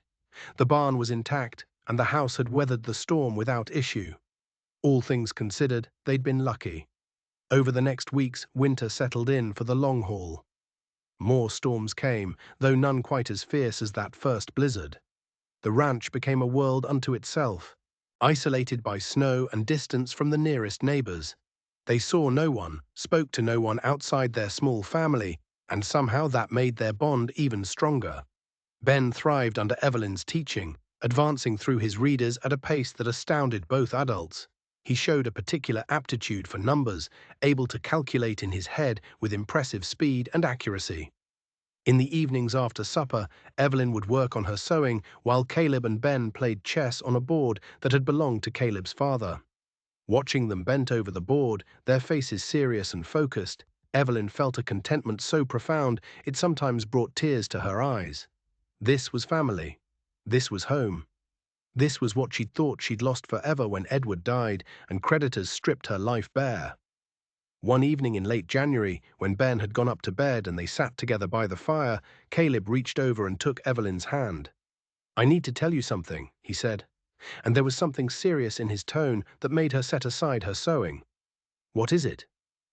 "I've been thinking about the future, about what happens when Ben gets older, when he's ready to go to school, real school, maybe even university, like you mentioned.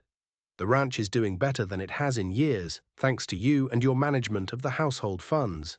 We're not rich, but we're stable. I want to start setting aside money for Ben's education. I want him to have choices, opportunities that I never had.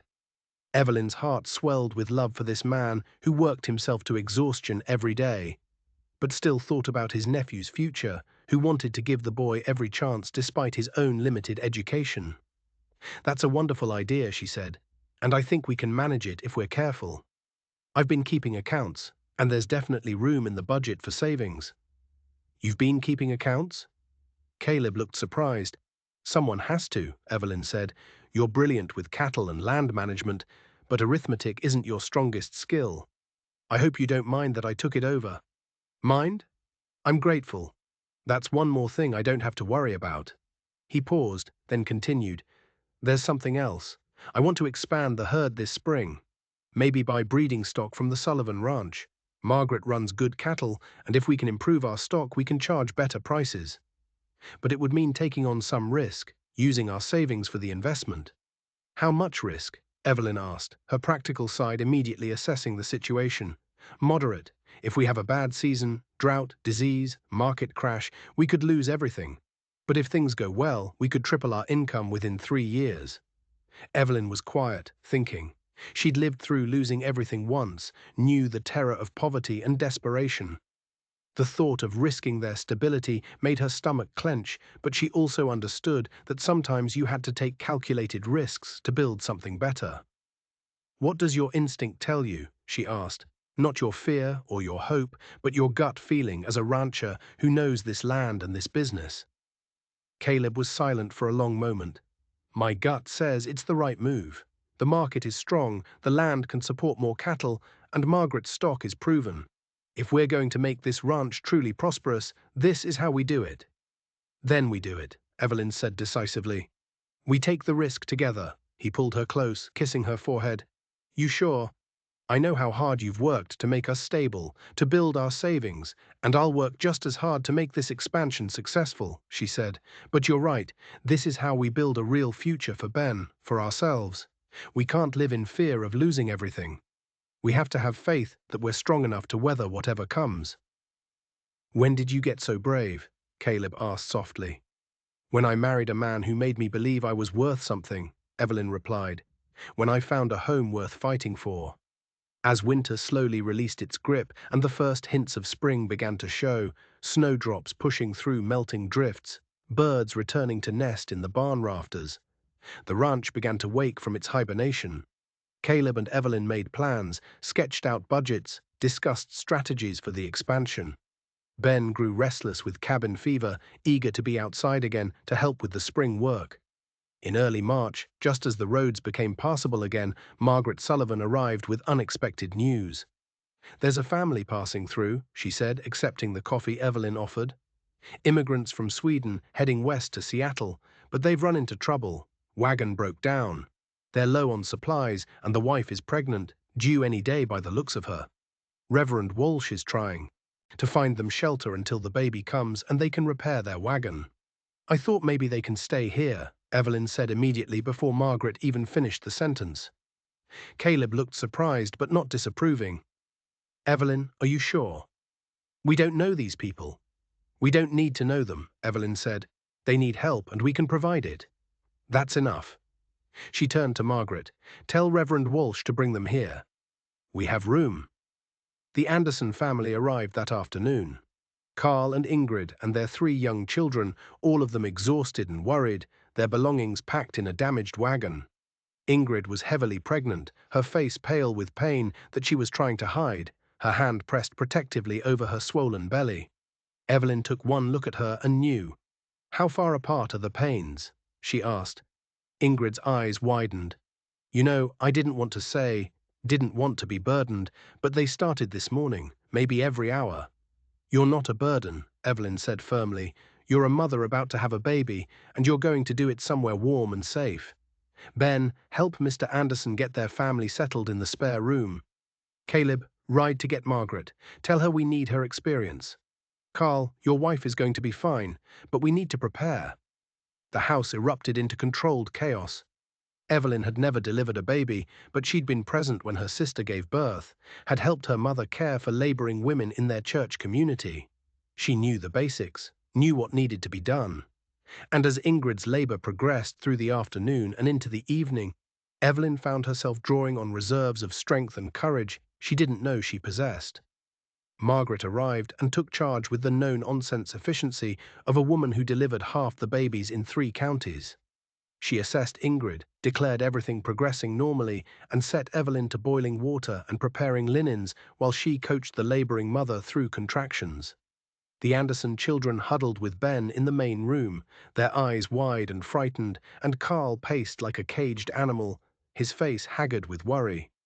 Caleb stayed with him, offering quiet reassurance in his steady way, while Evelyn moved between the bedroom and the kitchen, fetching what Margaret needed, offering what comfort she could.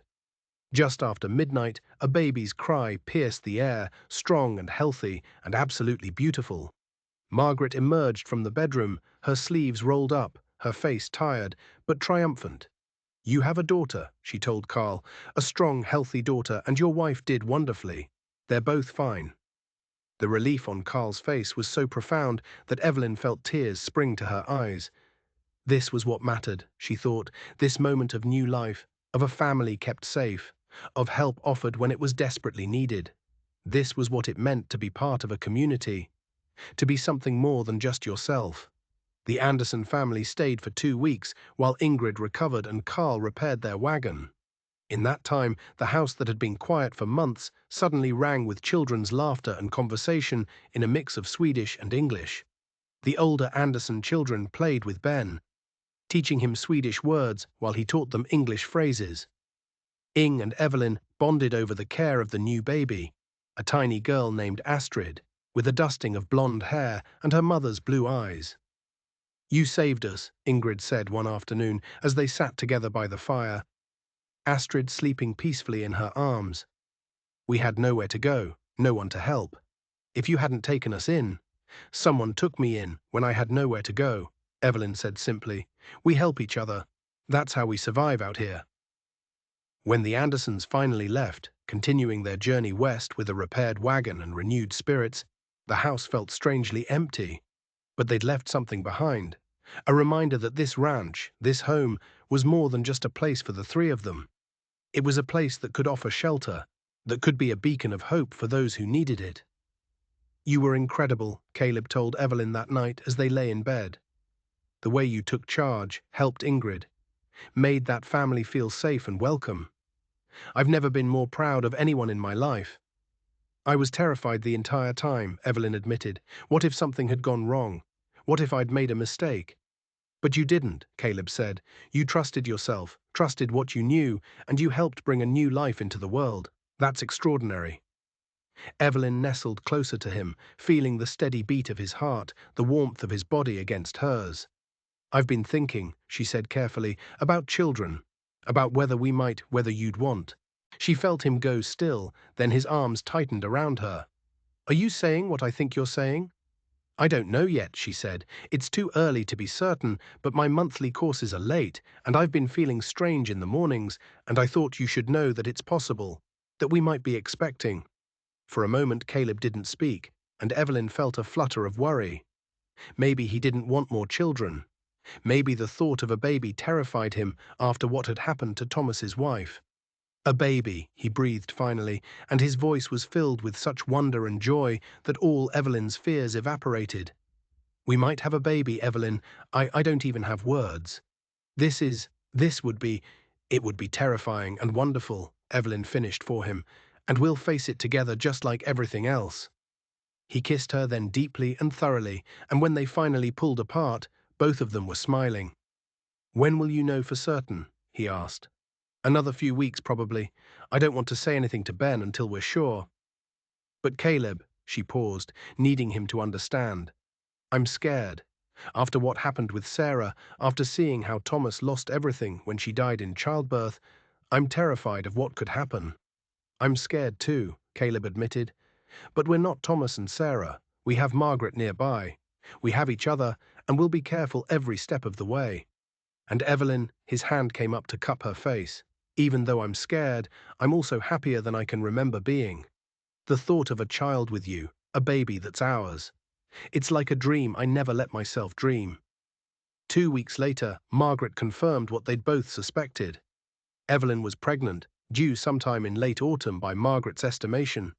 The older woman gave Evelyn a thorough examination, asked detailed questions about her health history, and finally pronounced her fit and strong. "You're built sturdy," Margaret said with approval. "Good hips, good health. I don't anticipate problems, but we'll keep close watch. You'll come visit me once a month so I can check on you and the baby. And you," she turns to Caleb, who'd been hovering nervously. "You'll make sure she doesn't overwork herself. Pregnant women need rest and good food and less stress." "I'll make sure," Caleb promised. Telling Ben was one of the happiest moments of Evelyn's life. They sat him down after supper, both of them nervous about how he'd react to the news that their family was about to expand. "Ben," Caleb began, "we have something to tell you, something important and good." The boy looked between them, his expression wary. "What is it?" "I'm going to have a baby," Evelyn said gently. "Sometime in the fall, you're going to have a little brother or sister. What do you think about that?" For a long moment, Ben just stared at them. Then his face broke into the widest smile Evelyn had ever seen. "Really? A real baby? That'll be mine, too." "Kind of." "Not kind of," Caleb said. "Definitely. You'll be a big brother. That's an important job." "Will it be a boy or a girl?" Ben asked. "We won't know until the baby comes," Evelyn said. "Does it matter to you?" Ben thought about it seriously. "No, either way would be good." "Can I help take care of it?" "We're counting on it," Evelyn said, pulling him into a hug. "We're going to need your help a lot." That night, after Ben had gone to bed chattering excitedly about names and what he'd teach his new sibling, Caleb and Evelyn stood together on the porch, watching the stars emerge. "I never thought I'd have this," Caleb said quietly. "A wife I love, a nephew who's thriving, a baby on the way. A year ago, I was barely surviving, just trying to keep my head above water and not fail Ben too badly. Now look at us." "You were never failing," Evelyn said. "You were doing the best you could with impossible circumstances. But yes, look at us now. Look at what we've built." She placed his hand on her stomach, still flat, but holding their future, their hope. The physical proof that broken people could come together and create something whole and beautiful. "I love you," Caleb said. "I love you so much it scares me sometimes. You came into my life when everything was falling apart, and you helped me put it back together. You made me believe in futures and families and happiness again. You did the same for me." Evelyn said, "You saw worth in a woman who arrived in rags. You gave me a chance when I had nothing left to offer but myself. You made me believe I deserved to be loved, to be happy, to have a home." They stood together in the spring darkness, feeling the warmth of the house behind them and the promise of summer ahead. Inside, Ben slept peacefully, dreaming of being a big brother. Around them, the ranch stretched into the darkness, repaired, rebuilt, and ready for whatever came next. And in Evelyn's womb, a tiny life was beginning. A new chapter in a story that had started with desperation and transformation and was becoming something neither of them had dared to hope for. A love story, a family story, a story of redemption and second chances, and the courage to keep building even after everything falls apart. The story was far from over, but this chapter, this beautiful, hard one, precious chapter, was perfect exactly as it was. Spring melted into summer, and with it came the expansion Caleb and Evelyn had planned. The new cattle arrived from Margaret's ranch in early May. 20 head of prime breeding stock that would strengthen their herd and secure their future. Caleb worked from sunrise to sunset, building new fencing, improving the barn, preparing for the additional animals. And Evelyn, despite her growing belly, worked alongside him in every way she could, managing the household accounts, coordinating with suppliers, keeping everything running smoothly. By midsummer, her pregnancy was obvious. Her dresses had to be let out, and eventually she gave up and sewed herself new ones, with room to accommodate her expanding waistline. She moved more slowly now, tired more easily. But there was a glow about her that had nothing to do with the physical changes. She was happy, deeply and genuinely happy in a way she'd never been, even in her first marriage. Ben had become fiercely protective of her, insisting on carrying anything heavier than a coffee cup, helping with chores without being asked, reading to her in the evenings when she was too tired to sew. He talked constantly about the baby, making plans and asking questions that sometimes made the adults laugh and sometimes made them tear up with the sweetness of his excitement. "Do you think the baby will like fishing?" he asked one evening. "Because I'm getting really good at it, and I could teach them." "I'm sure they'll love learning from you," Evelyn said, running her fingers through his hair. "You're going to be a wonderful big brother." In August, when the heat lay heavy over the valley and Evelyn was large and uncomfortable, struggling to sleep through the hot nights, trouble arrived in the form of 3 men on horseback. Caleb was working in the north pasture when he saw them approaching, and something about the way they rode, casual but purposeful, eyes scanning the property with too much interest, made his instincts prickle. He headed back to the house at a quick stride, arriving just as the men were dismounting in the yard. Evelyn had seen them from the kitchen window and came out onto the porch, one hand resting protectively on her swollen belly. Ben stood beside her, his small face serious. "Afternoon," the lead writer said, touching his hat. He was tall and weathered with cold eyes that didn't match his polite smile. "Name's Carson. These are my associates, Miller and Dutch. We're looking to buy cattle. Heard you might have some prime stock." "We're not selling," Caleb said flatly, positioning himself between the strangers and his family. Carson's smile widened, but it didn't reach his eyes. "Now don't be hasty. We pay fair prices. Better than fair even. It'd be a shame to pass up good money." "I said we're not selling," Caleb repeated. "You can move along." Something shifted in Carson's expression, the veneer of politeness cracking slightly. "See, that's not very neighborly. We've come a long way, and we don't like wasting time. Maybe you should reconsider. Maybe you should leave," Evelyn said from the porch, her voice steady despite the fear Caleb could see in her eyes. "You heard my husband. We have nothing to sell you." Miller, a squat man with a scar across his cheek, laughed unpleasantly. "Your husband? That's sweet.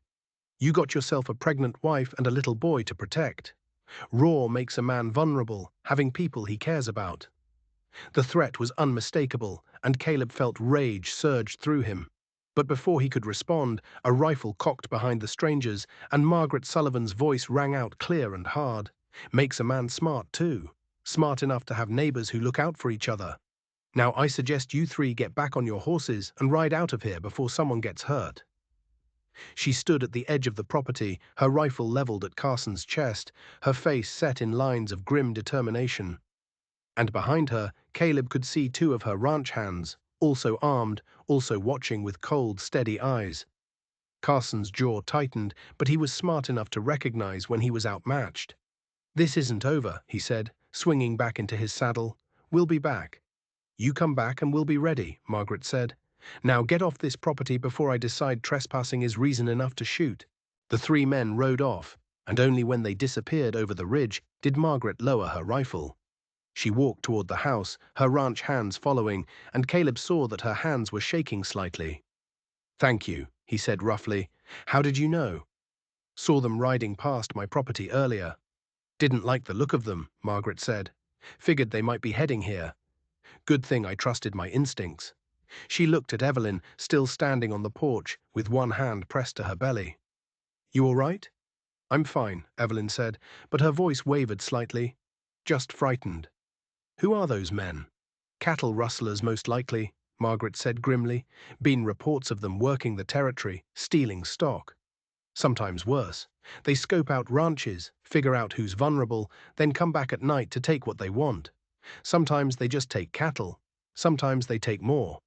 Caleb felt his blood run cold. The implication was clear. A ranch with a pregnant woman and a child was exactly the kind of vulnerable target these men looked for. "We need to prepare," he said. "If they come back." "When they come back," Margaret corrected. "Men like that don't give up easy, especially when they've been challenged. We need to be ready." They spent the rest of the day fortifying the ranch.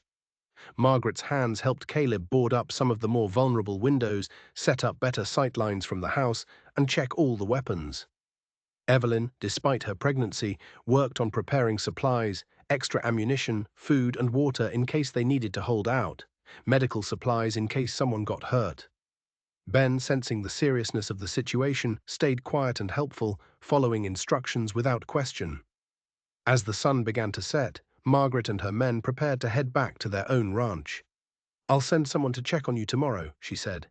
"And if you see any sign of trouble tonight, any sign at all, you fire 3 shots in the air. We'll hear it and come running." After they left, Caleb, Evelyn, and Ben ate a quiet supper. The tension in the house palpable. Ben went to bed early without complaint, and Caleb checked and rechecked the locks on the doors, the boards on the windows, the rifle he'd placed by the front door. "Come to bed," Evelyn said finally when he'd made his 3rd circuit of the house. "You need rest if you're going to stay alert." "I'm not sure I can sleep," he admitted, "knowing they might come back.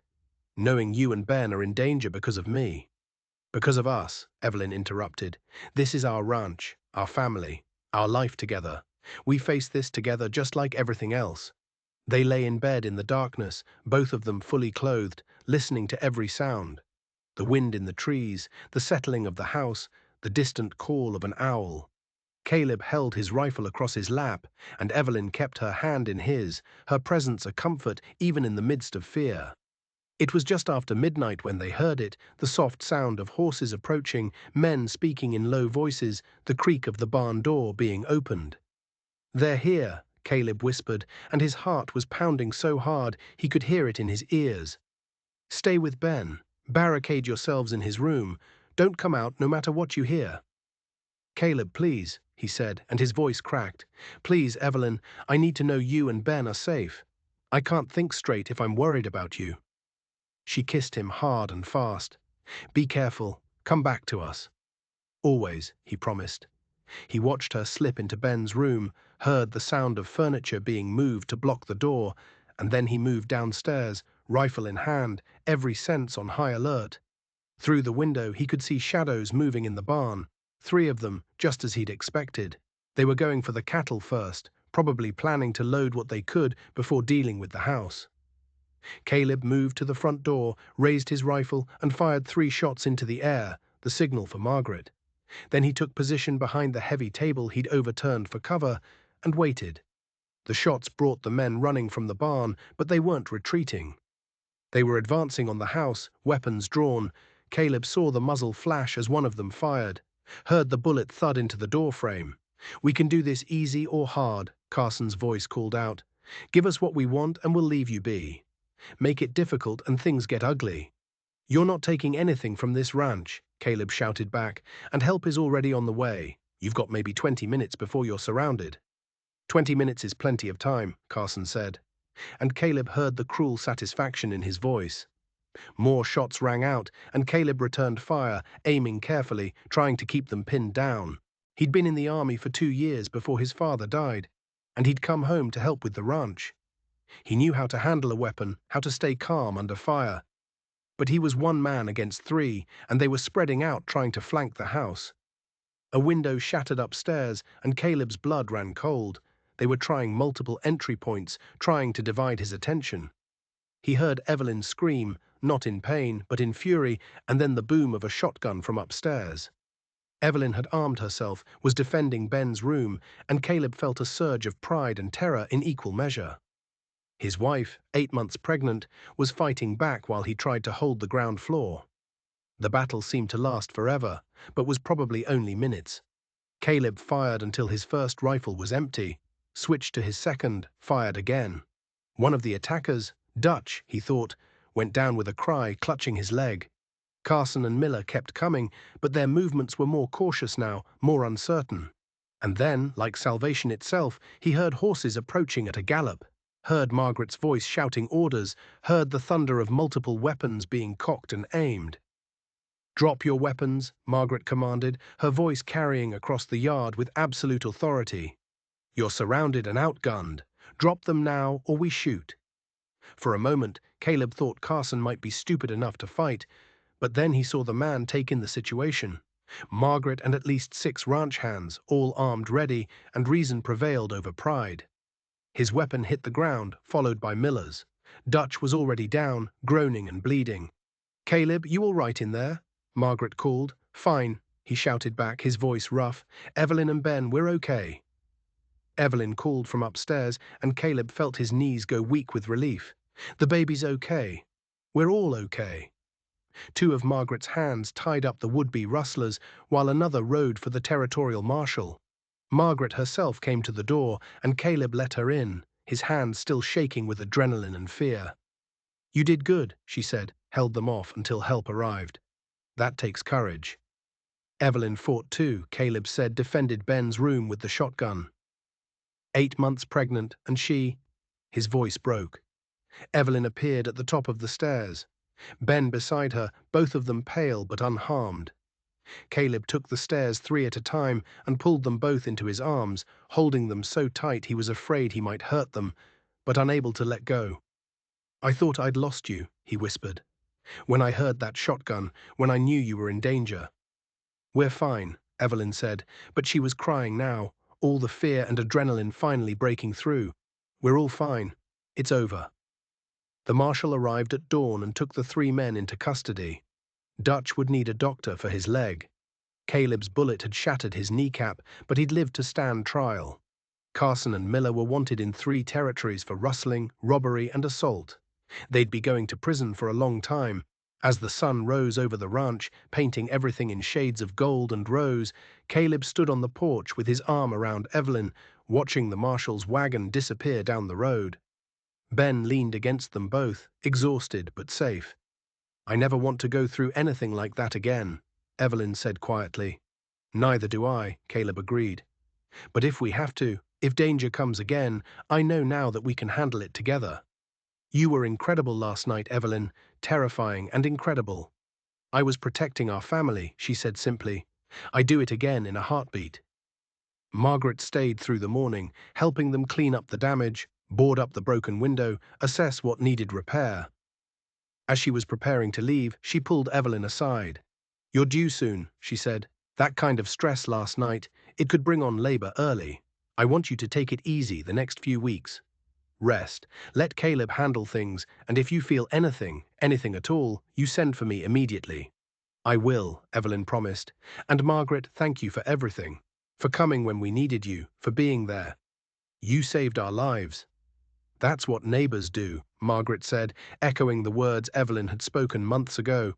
"We look out for each other. That's how we survive out here." The next few weeks passed in a haze of preparation and anticipation. The excitement of Ben's upcoming birthday mixed with the nervous expectation of the baby's arrival. Evelyn grew larger and more uncomfortable, finding it hard to sleep, hard to move, hard to do much of anything except wait. Caleb finished the repairs from the attack and strengthened the ranch's defenses.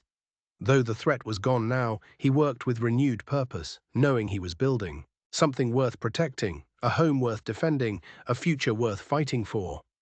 Ben turned 9 on a crisp September morning, and they celebrated with a cake Evelyn had made despite her exhaustion, with presents they'd carefully saved for. A new fishing rod from Caleb, a set of books from Evelyn, and from Margaret, who joined them for the celebration, a beautiful pocket knife with Ben's initials carved into the handle. "You're almost a man now," Margaret told him. "Seriously, this knife is a tool and a responsibility. You take care of it, and it'll take care of you."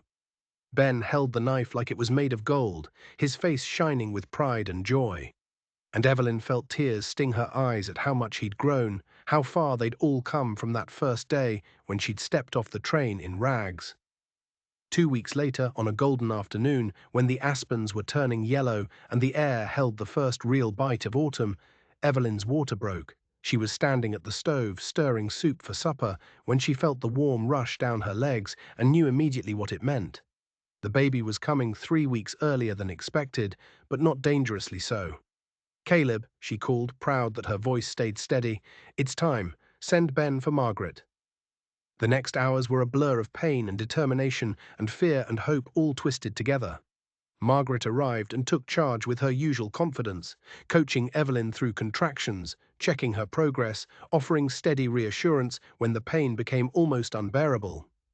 Caleb stayed with her, holding her hand, wiping her face with cool cloths, whispering words of love and encouragement.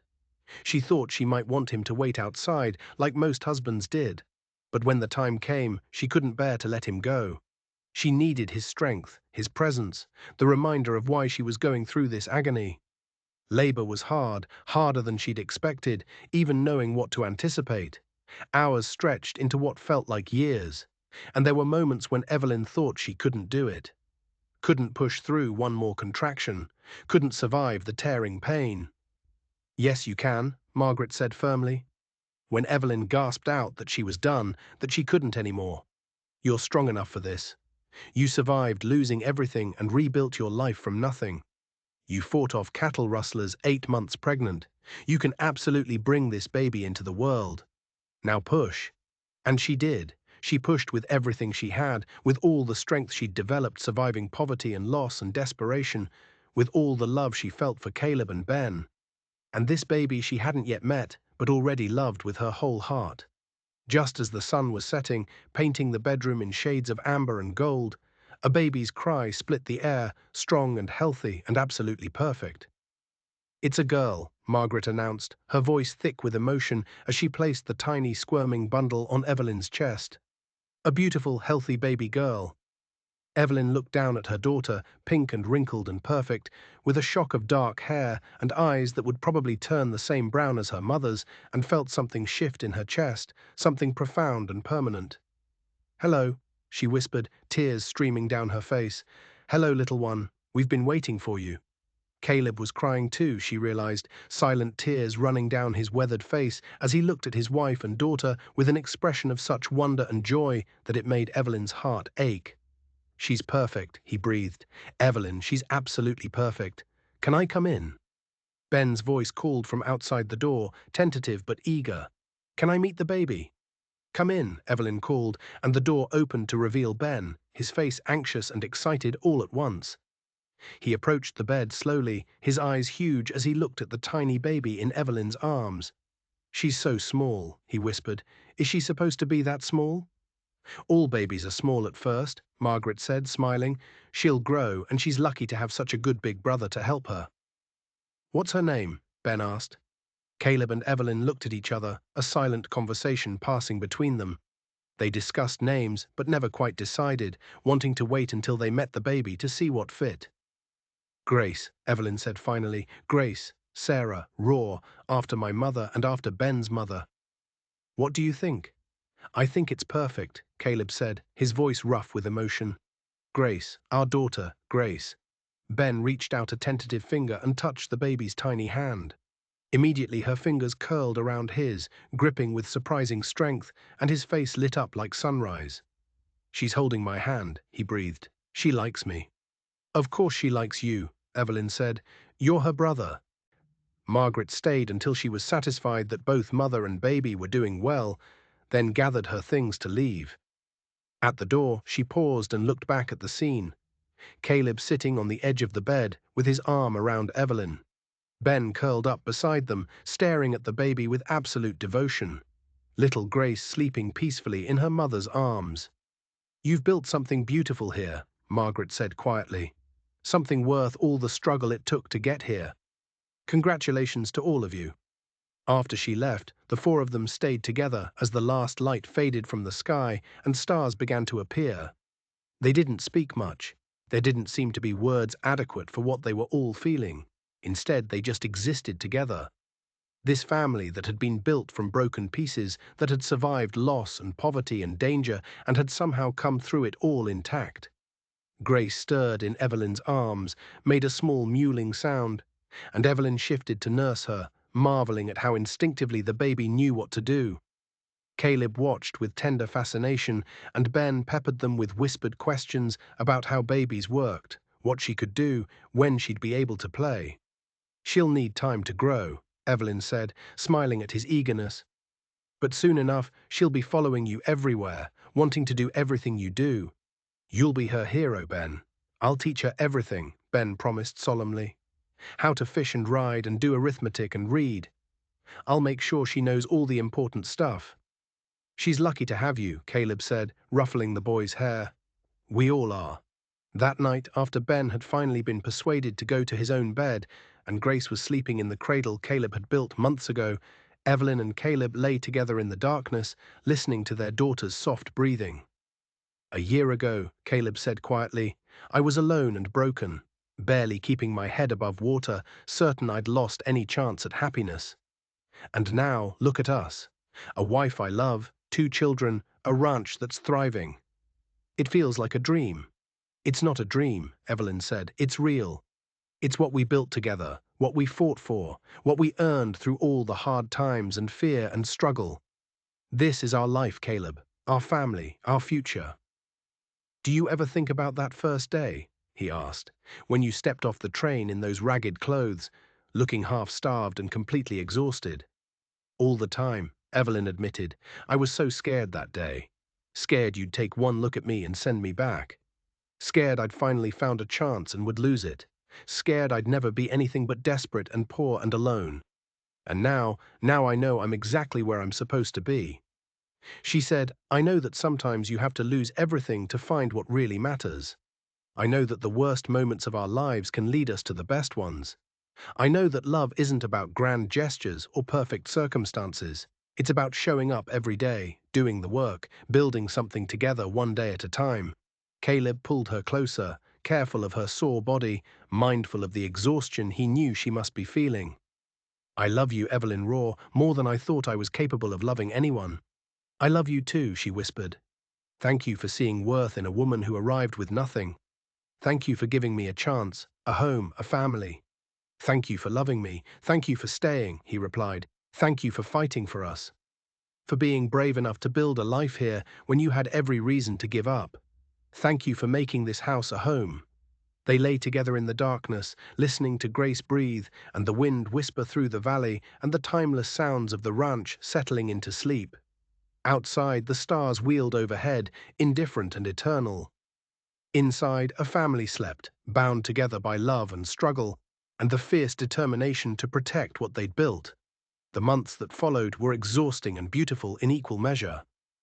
Grace was a good baby, healthy and strong, but she still needed constant care, feeding every few hours, diaper changes, comfort when she cried. Evelyn navigated new motherhood with the same determination she'd brought to everything else, learning as she went, accepting help from Margaret when she needed it, finding joy in the tiny moments of Grace's smiles and coos. Ben was an attentive big brother, always wanting to hold the baby, sing to her, show her his drawings and treasures.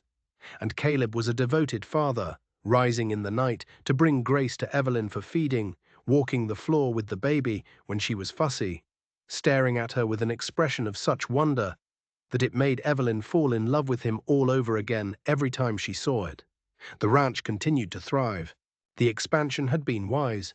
The new breeding stock improved the herd, and when they brought cattle to market that fall, they earned nearly double what they had the previous year.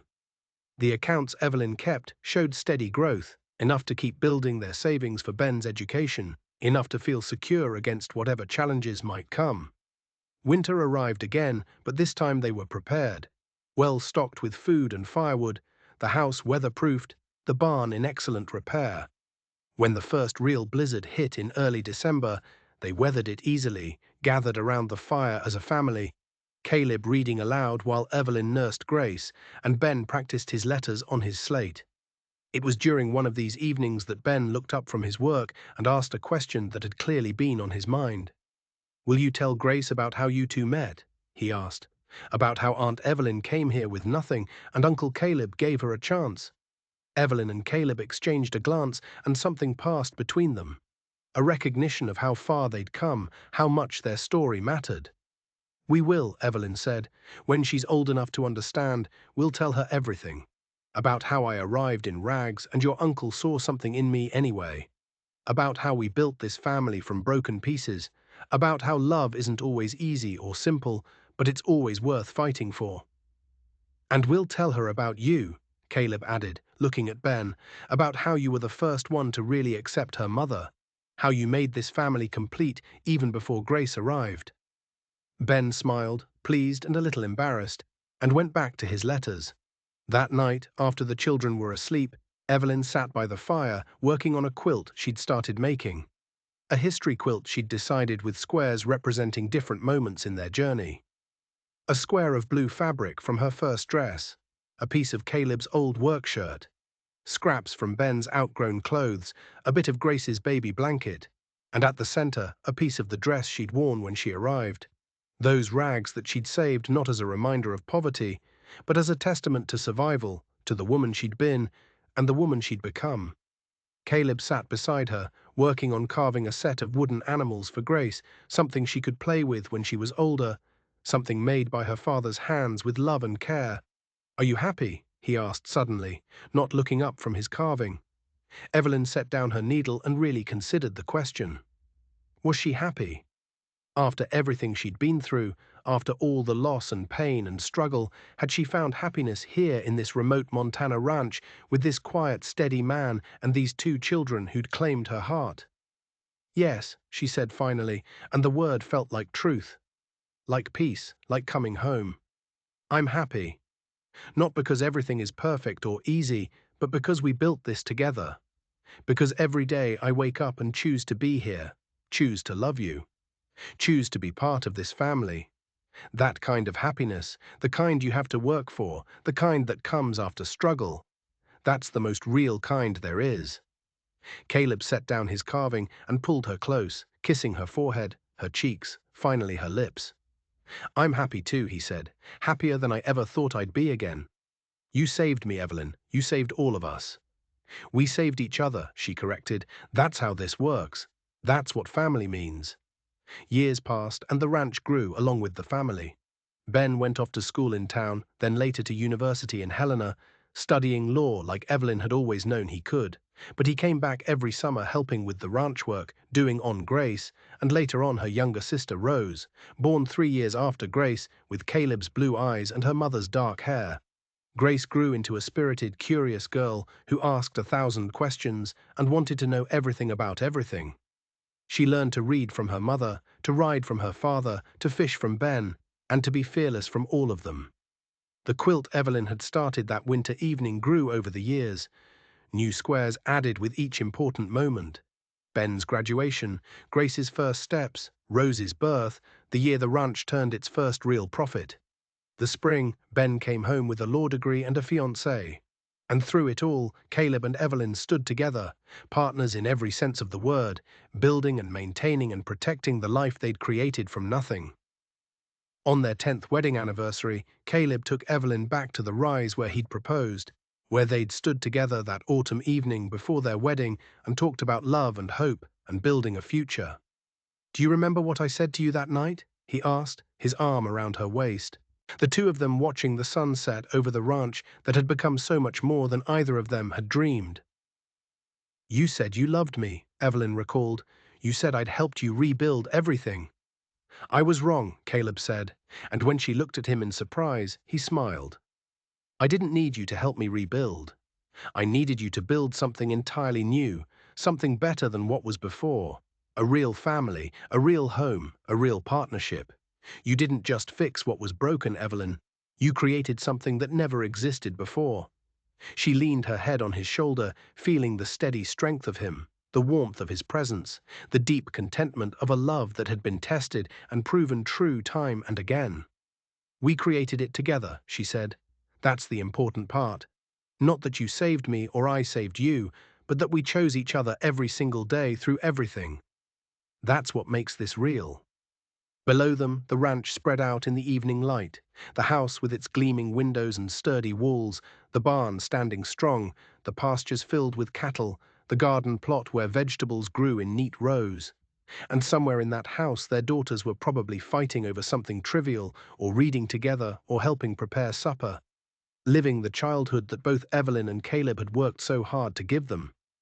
"I used to think about the day you arrived," Caleb said, "how you looked standing on that platform in rags, how everyone whispered and judged, how close I came to letting their judgment influence me, to sending you away or treating you like charity instead of seeing you for who you were. What stopped you?" Evelyn asked, though she'd never asked before, had never quite dared. "Your eyes," he said simply. "You were wearing rags and carrying everything you owned in a bag that weighed nothing. But your eyes, they were unbroken. Tired, sad, weary, but not defeated, not broken. I saw strength in those eyes and courage and stubborn determination. And I thought maybe someone with eyes like that is exactly what this broken ranch and this broken man and this wounded boy need. I was terrified, Evelyn admitted, absolutely terrified that you'd see through me, that you'd realize I was just pretending to be strong when really I was barely holding myself together. But you weren't pretending, Caleb said. That's what I eventually understood. You weren't pretending to be strong. You were choosing to be strong, which is harder and more real. Every day you chose to keep going, to keep working, to keep hoping. That's not pretense, that's courage. They stood together as the stars began to emerge one by one, the same stars that had witnessed their first conversation on this porch, their wedding night, every important moment of their years together.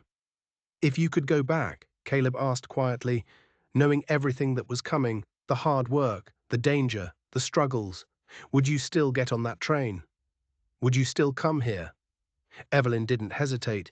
Yes, she said 1,000 times. Yes, because this life, this family, this love, it's worth everything it cost to get here. Every moment of fear and pain and struggle led me to this moment, standing here with you, with our children sleeping safe in that house, with a future stretching out before us. How could I regret any of it? He kissed her then, tender and deep, the kiss of two people who knew each other completely, who'd chosen each other through everything, who'd built a love that would last the rest of their lives and beyond. When they finally returned to the house, they found Ben had arrived for a visit, his fiancée Sarah beside him, and the girls were showing her their treasures and chattering about the wedding plans. The house was full of noise and laughter and life. And Evelyn stood in the doorway for a moment, taking it all in. This beautiful, chaotic, perfect family she'd never dared to dream she could have. Caleb came up beside her, slipping his arm around her waist, and together they watched their family, their children, their future unfolding before them. "Thank you," he said softly, for perhaps the 1,000th time since they'd married. And like every time before, she knew he meant it with his whole heart. "Thank you," she replied, as she always did, meaning it just as deeply. And in that moment, standing in the doorway of the home they'd built together, Evelyn Raw understood something profound and true. That sometimes the end of one story is just the beginning of another. That loss can lead to finding that arriving with nothing can mean you have room to build everything. She'd stepped off a train in rags, desperate and afraid, and a cowboy had seen her worth when no one else did. He'd given her a chance, and she'd given him hope. And together they'd built something neither of them could have created alone. A family, a home, a love story for the ages. And as the years continued to unfold, as Ben built his law practice and married Sarah, as Grace and Rose grew into remarkable young women, as grandchildren eventually arrived to fill the house with new life and laughter, that quilt Evelyn had started so long ago remained folded at the foot of their bed. Edges worn from years of use, colors faded by time, but every stitch still holding strong. Just like the love that had made it, just like the family that had built it, just like the story that would be told and retold for generations. Of a woman who arrived with nothing, and a man who saw everything.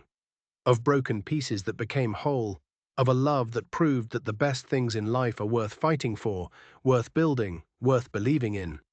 Even when all evidence suggests you should give up, this was their story, and